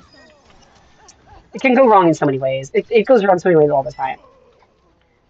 Roblox has massive problems with not just like people trying to creep on children, but also like literal child labor, like making games and then like being baited by people to like work on games for them and then being paid in Robux.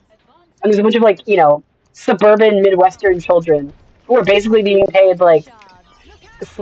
like just really like unethical low wages to be coders in the U.S., which is crazy. And their parents don't even know this. Like they're just getting paid in like pennies and Robux. They're getting manipulated. Don't even know. Pristine construction. But if it's hey, you want to pay them? Like you gotta link their ID. Wow, you're like this is child labor. Interesting. Then we could crack down on it. I support AOC. Yeah, I think although that wave of like justice Dems, I think AOC has really proved herself as someone who's willing to be patient and practical to like enact good change and not just like me, I'm a firebrand and then burn out and say something yikesy and then like crash out and then lose. Like I think AOC is genuinely committed to like she's even said like she's not about like a role or even trying to just like be president or whatever. She's like I just want to like do some good change like economically. Like AOC has proven herself to be a serious person even when a lot of her peers have not. About Um, the same. I would not recommend like I'm not gonna say like we need to run AOCs everywhere because like Create. AOCs are not gonna win everywhere. I'm sorry, you need someone more moderate. But like I think AOC is like here to is in it to win it, and I think it's like as a serious actor with integrity. And it has some ideas that she believes in, and I think they're good. I don't know the anything economic. Honestly, we can like ideologically like yeah, I want healthcare for everybody or whatever, sure. But like, what is the best economic specific implementation of that? Um, is a math problem that we can study these days. Like one big sort of problem is like when it comes to things like This cannot the stand. initial conception of liberalism, which was about egalitarianism and anti-authoritarianism, the idea that we're all born equal, that no one's born a special king by God, like rejecting of that. There's no castes. Um, it turns out like people thought, oh, you can just do whatever you want, be free. And it turns out like, no, we do need some laws to force that. Well, we think it's left to their own devices, which we figured out because we have sociology. We could do studies. Turns out people are racist if they're like, there's no rules in place, right? Um, with economics, like you have like Marxism, which is this grand sort of romantic, poetic kind of thing. In a time where economic politics was a realm of moral philosophy, like similar to like religion, right? But that's like in the 1800s. Starting in like the 1900s, we shifted No mistakes. viewing economics, similar to like social politics, as like a realm of this is like data science. We can do a study, we can look at it, see the impacts. Um, And I think these days we can like look at, Activating okay, I want the best, most good for the most people. Placing I'm not orbital dogmatically attached to something like communism for the sake of it. But like, I don't know, these are all just hypotheses to me that I don't moralize one way or the other. We can just look at outcomes. And from what I've been able to see, it turns out like austerity politics of like Reagan and Thatcher and just like, let the free market do whatever it wants. That turns out to be bullshit that rich people pay to tell everyone because they make money from that. They benefit from that. And it turns out trickle-down economics doesn't work. Like, just because we can count, we can count. We can look at this over generation. Refuse to That's just bow bullshit, right? These to are determination. mathematically testable hypotheses. Um, I have such impeccable Mom taste. Donnie, she was great. I don't agree with Mom Donnie on like all the policies. I think some things like the government-owned like, grocery stores, Crafting a there's barrier. small margins in grocery stores. I don't think that's an effective way to solve the problem. Um, but Mom Donnie did just balance the budget of New York City, which turns out pretty fucking cool, I am you know. against the payload. But it's like I like looking at these economic policies not as like moralistic things, but I mean, my moral principles are like I want everyone to have a fair shot and to have like do well enough to live. We can look at like the different implementations of those, and I bet you sometimes they're going to be like really really boring. They insult me in Um, their own it's not my job to kill the people up top. It's my job to push the objective, people below.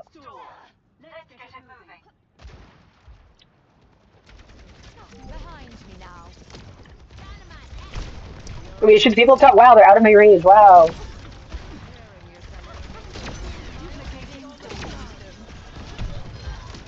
Just when I need you. Trail from a bullet to my will. The payload is in my...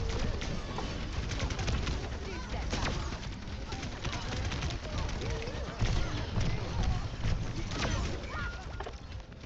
They're attacking me. I can deal with a lot of problems. I can't deal with the people up top. That's literally not my job. We have an echo. It is I've got specifically the a echo's new job. proposal. The echo goes up. You don't want me going that way. Jesus Christ. That's where the tank is. You're going to drop on your head, and you're not going to be able to counter an Orisa. Wow. Wow. You fight the Orisa in a short tunnel? Fire at my Wow. finest.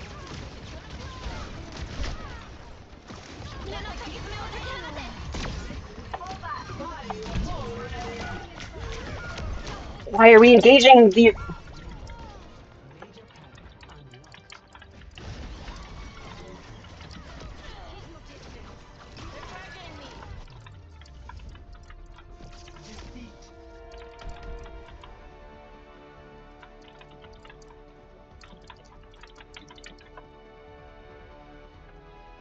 Play of the game.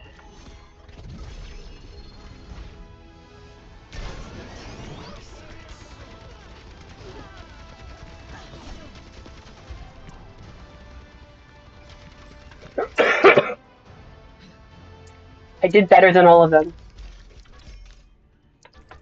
Epic.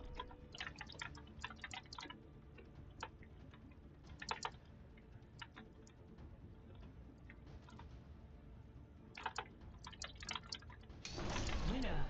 It's nice to be appreciated.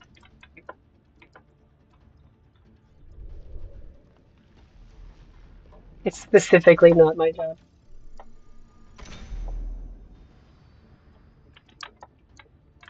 Hmm. Who's Tony?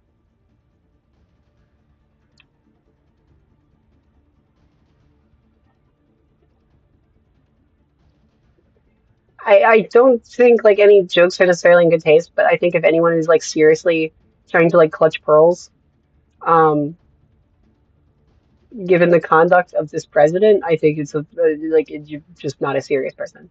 Like genuinely, like not once has the president of the United States apologized for calling women awful things like every single day. Um, and I think that if we're talking about like setting a good example, we're being a role model, we're having a good consequential effect on the social conduct of people. That's come from the top down. And I just don't care about like a double standard where less influential people are being held to a higher standard than the most efficient people, like the most influential people, right? By like magnitudes. Like, should you recycle? Sure. Should massive corporations be burning fossil fuels like in mass and just polluting everything unchecked? No. If you want to like fix the environment, what should the priority be?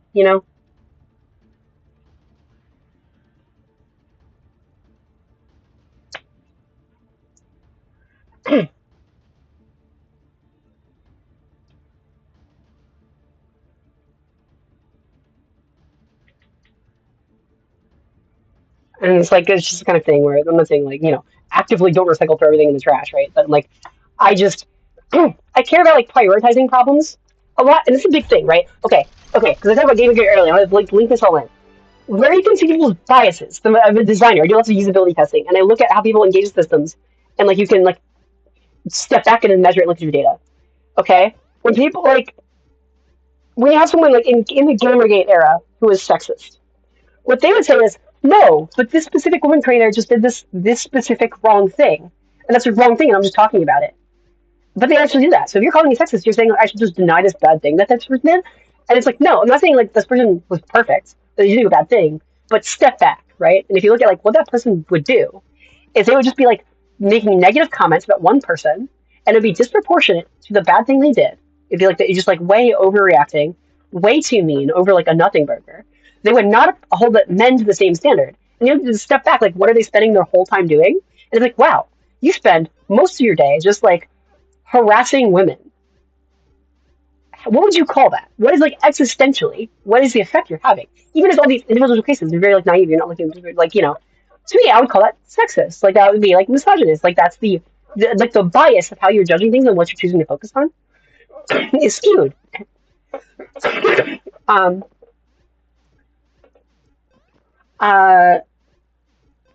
And so like this is how we feel like all like those things, right? Like are people's focuses proportional to the problem?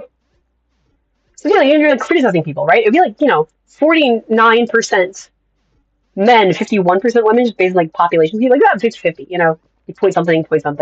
Like there's about there's as many men as many women. Even if you're hiring for a job, like whatever, shouldn't you be hiring about 50-50? If not, like there should be some explicable reason for it. It's not to say like evil, but it's like okay, you could be like, no one applied, so we just hired a bunch of male construction workers, whatever. But like, it should be proportional, like unless there's a reason otherwise. When it comes to like what to target politically, like people who like pearl clutch or people making Charlie Kirk jokes, I don't think are serious people, and I don't think they seriously care about like de-escalation and like stopping violence and violent rhetoric. I do care about those things, which is why I like think, if they cared about those things like I did, we should be prioritizing gun violence in schools as a problem to solve. Whether that's through banning guns in the state or ways that would piss off fewer people, like having to register like your gun, like you have like a driver's license, have like a gun license, and have like for bullets, like bullets should be specifically numbered and accountable to your license. Also have like a security checkpoint at schools, like have like a metal detector. Um, do something about that. But when people don't care about gun violence and then pretend to care about gun violence in one instance but not others, I don't think they seriously care about gun violence. Because I can look at like how they're allocating their time and proportioning what they care and don't care about. I don't think it's proportional. If people claim to care about like rhetoric and being mean, but they excuse like way bigger fish, I think their bias is showing. I don't think they care about that. I think they're like, you can see what their actual agenda is based on like the pie chart of what they spend their time doing and enabling and criticizing.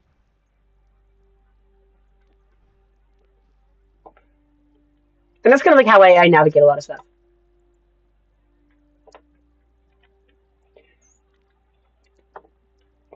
Oh yeah. No, yeah. Like I think avoiding on terms like Marxism, socialism, communism. Yeah, even like liberalism, in like fascism, like just ideology labels. Just people are coming into these conversations based on like preconceptions, based on different data sets and like examples of what they think those things mean, and it's useless. It's so much easier. You can have a conversation with anyone on anything politically. You talk about like a specific goal grounded in concrete policy or like outcomes. And then you can discuss and debate like, are these like is first of all, is that goal good or bad? And second of all, are these different means better or worse to achieve that goal? And it's so much easier to build a coalition, like if you just talk like a normal person about a goal. Um, yeah, and our current thank you. I got like curly conditioner today, which is good. I was like traveling a lot through the weekend. Select And my hair was very frizzy and it was bad. When my hair is really frizzy, I look like the Mad Hatter and it's awful. Um, I was making like gaming videos last year and hero bands. my air conditioner broke in the summertime, and it was very humid, and it was bad. I was like, oh, gotta record some stuff, and I looked ridiculous for a week. Um, theoretical attitudes applies to communication. So, in the end, if we don't develop regenerative, sustainable practices for forward awakening, yeah, no, our economy is built on a very theoretical bubble right now, fueled by AI and hopes and dreams. Um, Not great long term. Yeah, really not great. Really, really, really not great. And a big driver in the economy too are everyone's interests aligned or not aligned?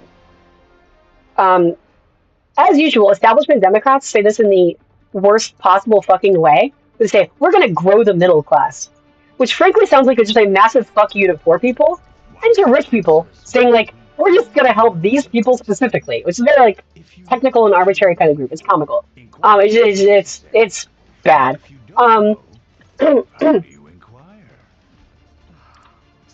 But when people's class interests become unaligned or like in opposition to each other, when people are gaining money at the expense of each other, or like they can screw over the other group and then they separate themselves, leadership tends to be bad because you're like screwing people over.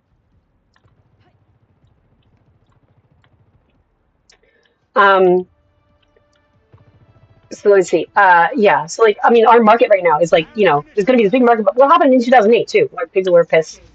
Where the Occupy Wall Street movement came from, the Tea Party movement came from, before they were like co-opted by like really shitty big money interests, obviously, and then destroyed, and like really shitty bigoted interests and then destroyed.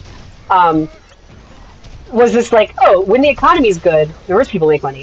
When the economy's bad, poor people lose everything, including their homes and jobs, and then they can't afford food. That is a broken system, right? If we had like universal basic income, everyone would have the same interests. If you want people to be like loyal to your company, give them like stock options instead of just a wage. Because that means their fate is bound to the fate of the company.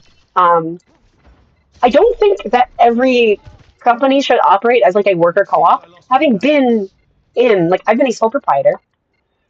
This is technically a sole proprietorship. Me having a social media account. And people can donate to me, right? I've been in worker co-ops and like founded them, right? Like indie game teams, like a lot of this industry works. So I'm like, hey, let's just split the profits. That's technically like a co-op, right? It's like a joint partnership, which is really more inefficient than just having an LLC, having one person in charge, and then having a separate contract that will split profits. But in traditional corporations, if you just like pay people as contractors or employees, and that's it, they're not really loyal to your thing. And the problem with like those co-op type things is they're not very efficient or scalable, because you need everyone involved to make any decision. Which means you're spending like, if you just want to be a coder, you're spending less time doing the code because you also have to be in management meetings. This is like a problem for efficiency, right? So it's like, it's not scalable. You can't have like a work co-op be too big because everyone gets such a small piece of the pie. It's not worth it. It's not worth the hassle. It becomes kind of like a clown car situation to do anything, to like cash a check at the bank. Which is a boring reason to work, right?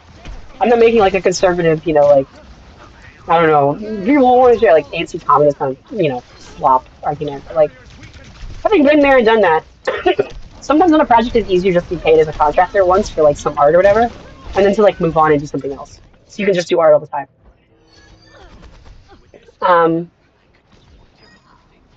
So things like AI are kind of wedges through their pulling people's interests apart.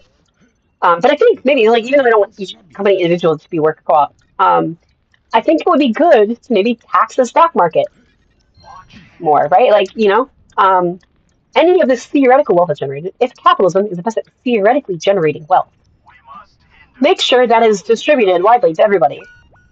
It's a problem when some people get all the money and then they just hoard it and no one else benefits. Then people's interests become really, really, really opposed. And that is going to pop and break, and when it does break, you're going to have groups of people trying to like break it at other people's expense. We're not on the same page. We don't all benefit from the same things. We're not all working towards the same goals. If everyone was like, benefited from like the DAO, then we'd all be working in the DAO's interests. And the DAO would be working in all of our interests.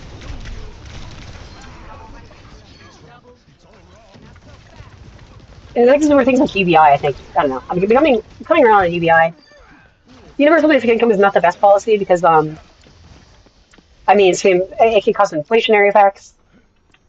And, like, frankly, you know, if 1 month everyone has an extra $100, guess what's going to happen at rent next month? What are the landlords going to figure out? You have $100 extra, right? But I don't know. It could help with some general expenses and maybe worth it, even if it's like small. But having everyone sort of, yeah, our business just don't work as costs. Yeah. Money is just some way. Like I don't know if it counts as like communism or whatever, but you know, or some democratic socialism smart thing. Things are evolving. There are some cases where markets work, some cases where markets don't work. Um, but we're headed on a massive, massive, massive crash.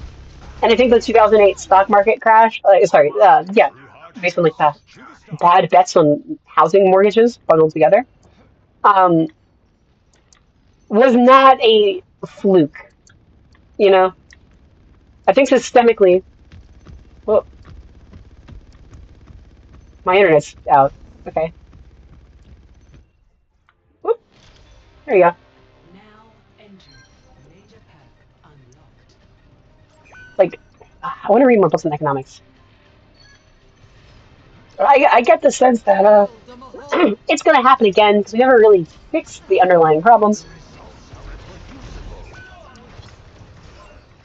I think we need an overhaul to the tax system at least.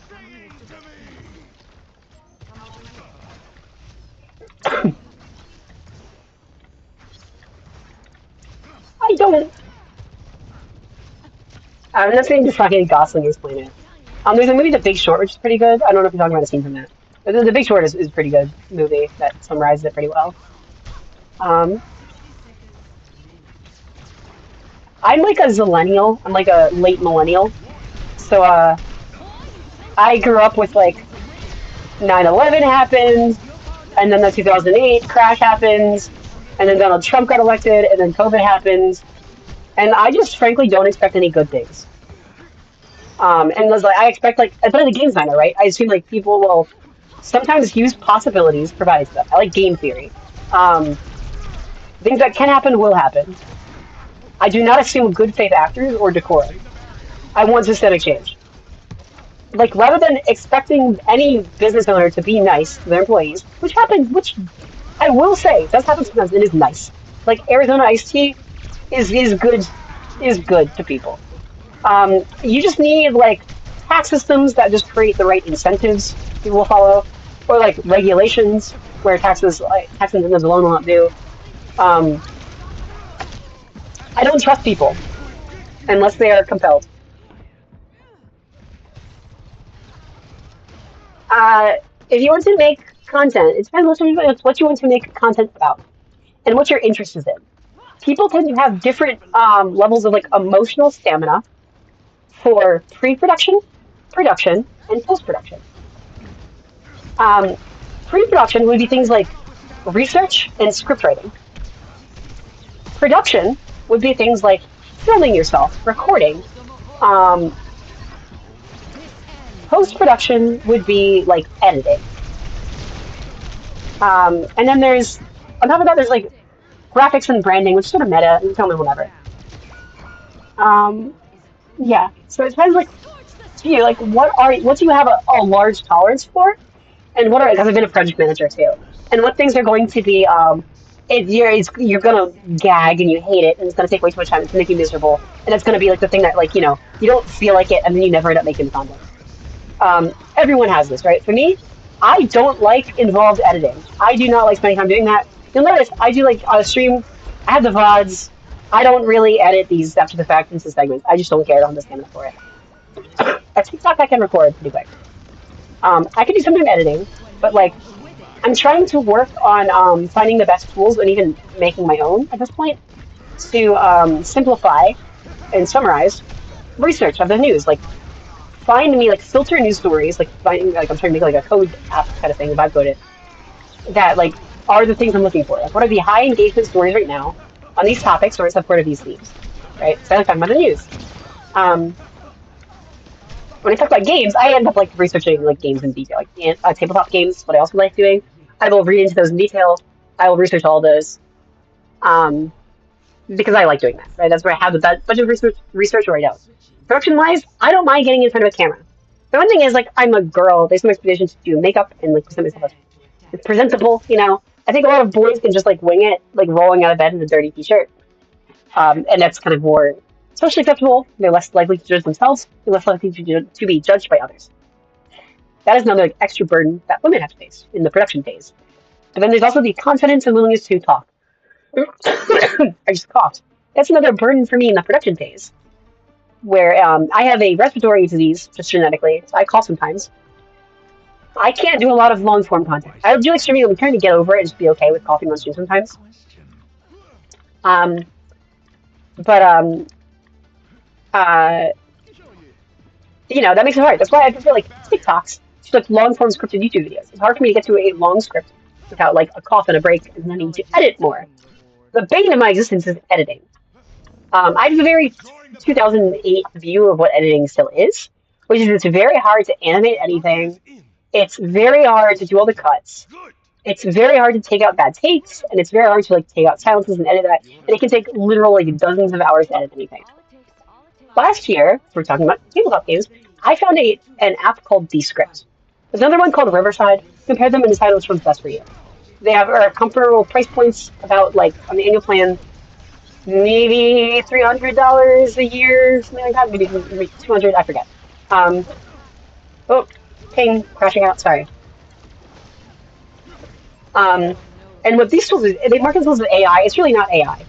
It's just algorithms that have existed for years now. I think even Adobe Premiere Pro has them integrated. Where it can do things like you put in your video, and it can generate like a script, right? Not generate it. It can like read the script, like do like speech to text, right? Which means if you want to have captions, you can just do that. Make any quick edits you need to fit like mistranslated a word, and then you just have this whole script you can use to like generate visual captions. You don't need to type out every single thing, which is lovely and a great time saver. Um, when so the captions are great, especially for short-term, like short-form video. Everyone wants captions. Um, with tools like Descript and Riverside, what you can do is if you want to do edits, you can literally like edit it like a Google Doc. You can like backspace out some lines if you just want to cut those. So you can go through the transcript. You don't need to like rewind and listen to it again and then make your cut in the right place. You just be like, no, like the part where I said that sentence, cut that sentence.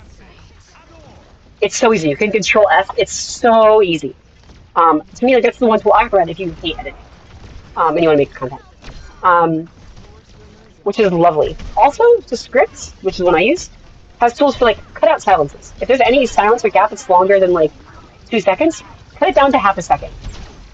That tends to be, if it's more like edited and polished, a really good tool for like getting to the point. Because that's a big part of editing is like there's just awkward silences. You take a breath, you cough, you sneeze, you swallow. Really, really, really good. And to me, it's about half a second is that natural gap where it keeps flowing. It's a little short, it's a little talky, but that's what people tend to have the tolerance for these days, and it's good. Otherwise, if you just want to make TikToks, just record TikToks on your phone. A lot of the videos I make these days are just kind of like, I think, and I record TikToks. You hold down the button when you want to say a sentence, and then you just let go and you think about your next sentence. And I kind of paraphrase it, and it's very off the cuff. Because I just like reading lots of books and researching more. And then I can do it off the cuff. It's like one sentence at a time, just have a buffer, and then record the next sentence at a time. You don't do it, just delete it and redo it. And then once you finish a TikTok, you can, and you post it, you can download it to yourself personally. And then I just like upload that manually to YouTube. I don't know enough about the details of the EU's regulatory system. I don't know. Like, I mean, like, compared to America, if you're gonna have like bureaucracy, I feel like the EU gets some more value out of the bureaucracy than America does. I only experience this with things like tech, like websites, with cookies and stuff and regulations like that. Anything that's good, like internet regulation, I am super grateful for the EU to carrying us because we have certainly failed ourselves.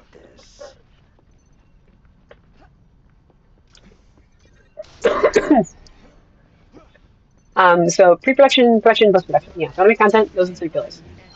Figure out what your passions are. If you are not good at one thing, you can find a tool that will help do it automatically using like advanced tech. That's not really AI, but like algorithms. Um, you can find a friend who wants to do that other part. They can work with you and be like a partner. Usually, there's like one person who likes script writing, and one person who likes recording, and then maybe one person who likes editing. Like that's a team right there. Or you can use sites like Fiverr to even if it's just like on a per video basis, hire like an editor or whatever you need. Those are the ways to do it effectively. But like, I've been a project manager. Most of what getting any project done from beginning to end, because so many people have an idea for a thing, no one ever does it. It's just shoot.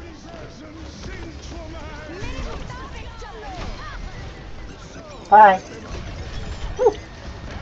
Everyone has like a blocker. Like there's some point where there's some part that sucks, and you get stuck on some problem that doesn't get resolved, and it's like it's 10% of the project, but it takes up 90% of your time, and it sucks ass.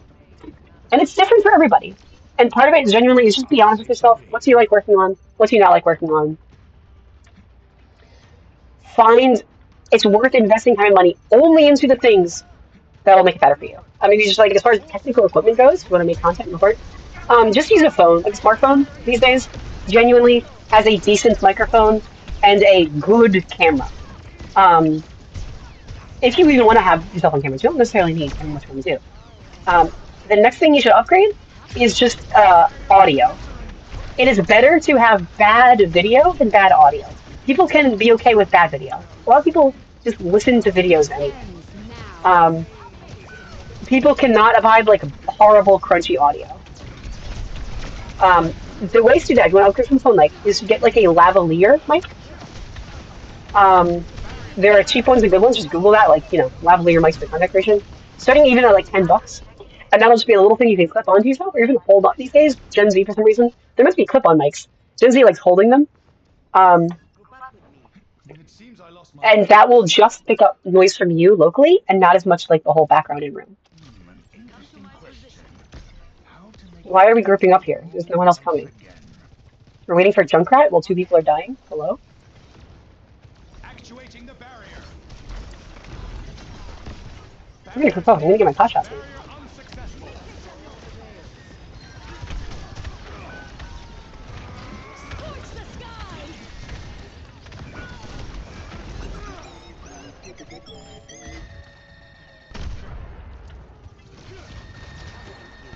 The barrier cannot withstand much more. Weird. Weird bashful. But yes, we need more people making content. If you care about anything, especially politically, if you want to advocate for like any issue, even if it's just like a single, you're just a nerd about like, I don't know, EU regulatory policy, or like, I want to protect the environment and stop global warming because I care about air quality and I have a young kid and I'm worried about them growing up in a world where they can't breathe, right? Especially if you got, I don't know, family history of asthma or whatever. That's like a good cause. You don't need to do everything. You just need to do the thing you're passionate about, follow your passion, and just speak up about it. Do your research. Don't cheap out on research. Make sure you have integrity, resources. Even if it's streaming and casual too. If you don't like scripting, I really recommend casual TikToks or like live streaming. You can just do very much off the cuff. I've even done streams where I'm like reading the news and researching on stream. Thank you, David, for the little heart. A revelation was within my reach. I think that gives me a penny. 30 seconds remaining.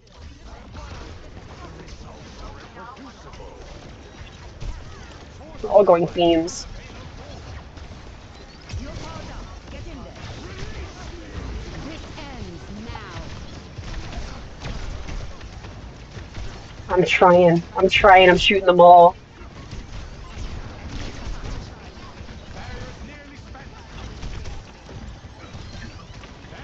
Okay, Bastion's down.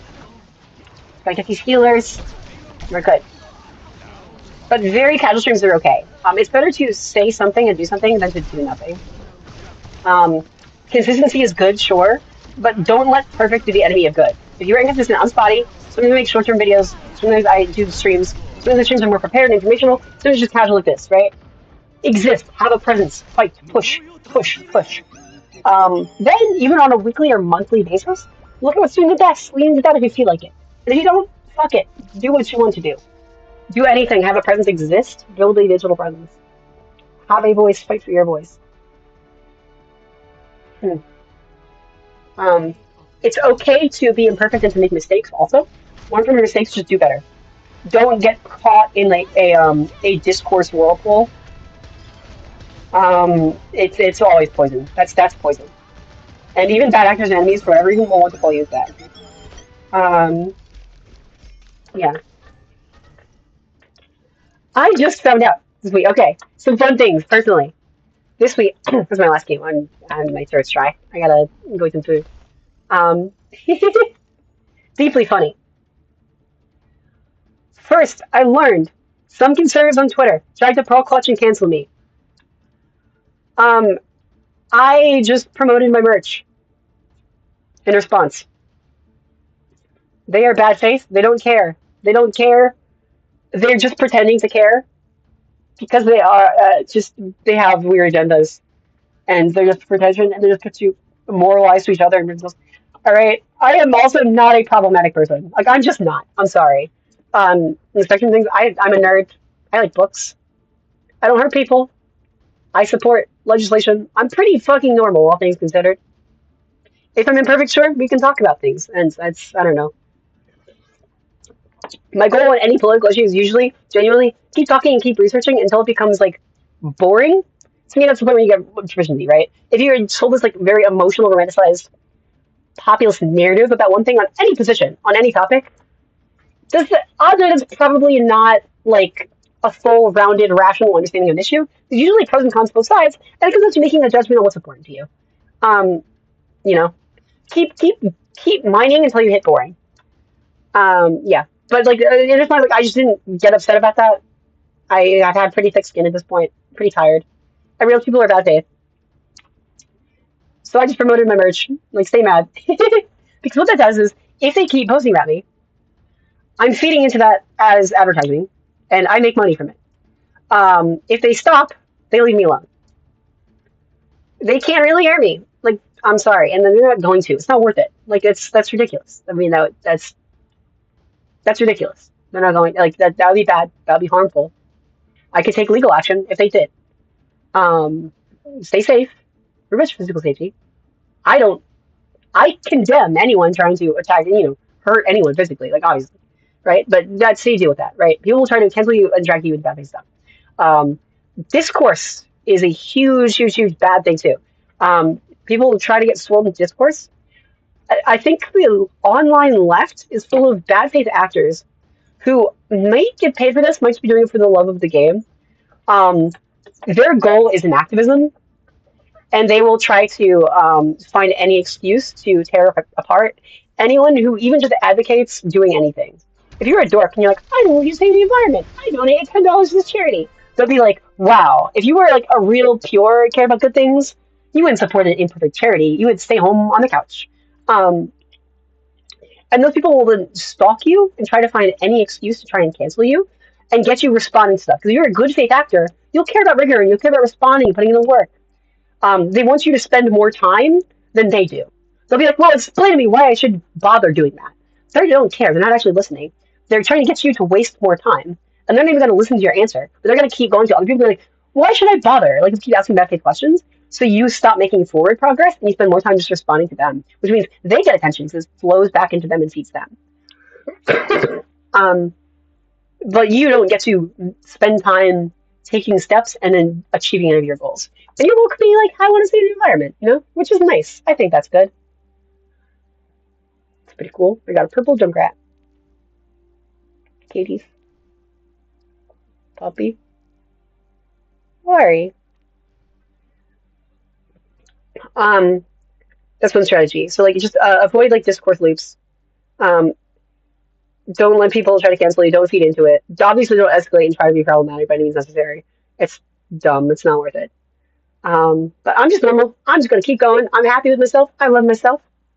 I want good things. Good things are possible. Don't give up. Don't let people try to make you crazy. They will try to do that. There are bad faith actors who want to pit people against each other, make people tear each other down, and yeah, um, their goal is to push. Um, their goal is to push misinformation. Their goal is to push inactivism. Their goal is to push every good person who cares and has morals to like pearl clutch and hide and not do anything because they're too afraid. They're terrified of being imperfect, problematic. Meanwhile, they will actively support the like worst case, most extreme people they can. It's a double standard on purpose because you know you'll fall for it and they themselves don't. They're lying to you. They don't actually hold these values. Yeah. So if you're making content on anything, regardless of your field, like just try to be a good person, keep going, and just make stuff because there will be haters and they're all liars at this point. They're grifters. They're paid. Um, how to get into all this? I just always been online and I've been a nerd. The thing that made me start creating like political content because I was creating gaming content. I still like doing that. Gaming content is no longer as profitable because of the Trump tariffs. Every small to mid-range game company that I worked with or was considering working with has collapsed or is on the cusp of collapsing. There isn't American manufacturing infrastructure. There's tariffs, and then like Chinese like making stuff out of plastic for game pieces or whatever is no longer feasible. There's no alternative, and it's basically like mass homicide to lots of companies. Um, Also, indie games is a space full of a lot of diverse voices who are creating art, who are creating good things. And a lot of like LGBT friends in the spaces, you know? It's a good avenue for self-expression. Even if society as a whole doesn't welcome that. You can have a voice by just creating something good and fun. To share with people too. Gaming is social, it's fun. I do contract work on a lot of games. I like doing layout design, right? Where someone will send me like a plain text version of something they're working on, and I will do editing work on that. It's like fix typos and like fix style, you know, are you saying what you want to say? Communication, really effective, clear communication. I love rule books. And I will also make it pretty. Like I will add the colors and the fonts and the spacing and the layout design of a page. I love that. So I take people's ideas and I like, you know, celebrating them and making sure they're clear and communicate well. And are beautiful. It has become the norm for those plain text books to start with dedications to friends and loved ones who are usually queer, maybe trans or like black, who are no longer with us, who either could not afford coverage for preventable medical issues and died because of changes to healthcare funding and then cuts based on which political party's in charge in their state or their country, or because of top-down political and social pressures, and cultural pressures of what is considered allowed or good, right? When culture gets really conservative, people can just say whatever. That leads to an uptick in hate crimes, harassment, and bullying. And sometimes that causes people feeling so hated and that hatred endorsed by the president, by people they see on TV, by prominent YouTubers, prominent culture figures, that trickles down into like their college classmates and their families, and then onto them. They're hated and called horrible things. They take their own lives. It is the norm for these wonderful works of art and play to begin with a dedication to a friend or a family member or a loved one who is no longer with us because of the political realities onto a person who was important to other people, who mattered, a person who will never get to see it. And I spent a lot of my time like, wow, I could take this thing and celebrate it, make it beautiful. And it's in honor of someone who will never get to see the final result. And that can like really anger you and radicalize you. And I get like, you know, pushed on that, not only by like the far right wackos who are like defunding essential health and social services that are life or death to some person who has nothing, right? That do make that difference. Like, do you live or die? And also just that social cultural like bullying element, you know, it matters, it makes a difference. And like it does make a difference. It does actually matter. And so we get rid of the people who are doing that. Like they're like, I don't like those people. I don't want them to be in charge. I don't want them to keep doing the harm. And then I also am pissed at the people who consider themselves to be like, I'm the most progressive, wokest, farthest left, purest, most perfect person in the room. And all they spend their time doing proportionally at the time of the day is shitting on the people who are like moderate or center left, but like playing in like a red state and like trying to get any positive improvement. By trying to like push that boulder just from standing a standstill to getting a little momentum, and they can carry doing better things, right? Those people spend all their time tearing down the people who are doing something. It's not perfect. It's not perfect. It's not magical. It's not magical, perfect fix everything. But they're achieving what they realistically could from a starting point of nothing, or a starting point of like they live in a community that's hell, and they could convince their neighbors to like let's spend $10 for like marginally better healthcare for some people. That's how it starts, right? You need a little bit of momentum, and you can get better and better and more and more and more. When people who consider themselves like the best, most moral, pure people don't do anything, they're really inactivists. They don't vote. They don't do it. They talk about a revolution. They've never had a revolution. They never plan on having a revolution. If a revolution is going to happen, it's going to be achieved by like the No Kings wine moms who actually went out in Minneapolis, right? They're the ones who are actually going to do it. But these people who are like so morally condescending and so practically useless end up hating on the people who are doing something. That's what breaks my heart. That's what tilts me so hard. Because that's like someone like who I consider to be on my own team, throwing and tearing down the people who are trying. And it's like, how can you be so cruel? In the face of such cruelty that's happening, how can you pick the wrong targets and then stop us from achieving any broader goals? And that makes me, and like that's what frustrates me. What I mean this count specifically is right after Taylor Lorenz, who has a reputation of being an untrustworthy journalist who's been fired for like not meeting journalistic standards, right? Made a hit piece article when like there's a nonprofit called Chorus, just by virtue of being a nonprofit. It's 501c3, 501c4. One of them doesn't have to disclose, right? All their funding. Why they don't disclose all their funding is because the origin of that as a as a funding type, it has to go to the NAACP, right? That was the org people were donating to, and then like conservative governments wanted to know everyone who's giving money to the NAACP. Hell no. This was like in like desegregation era times, like hell, like they wanted to like to be racist and use that for evil. So like, okay, these numbers are to disclose.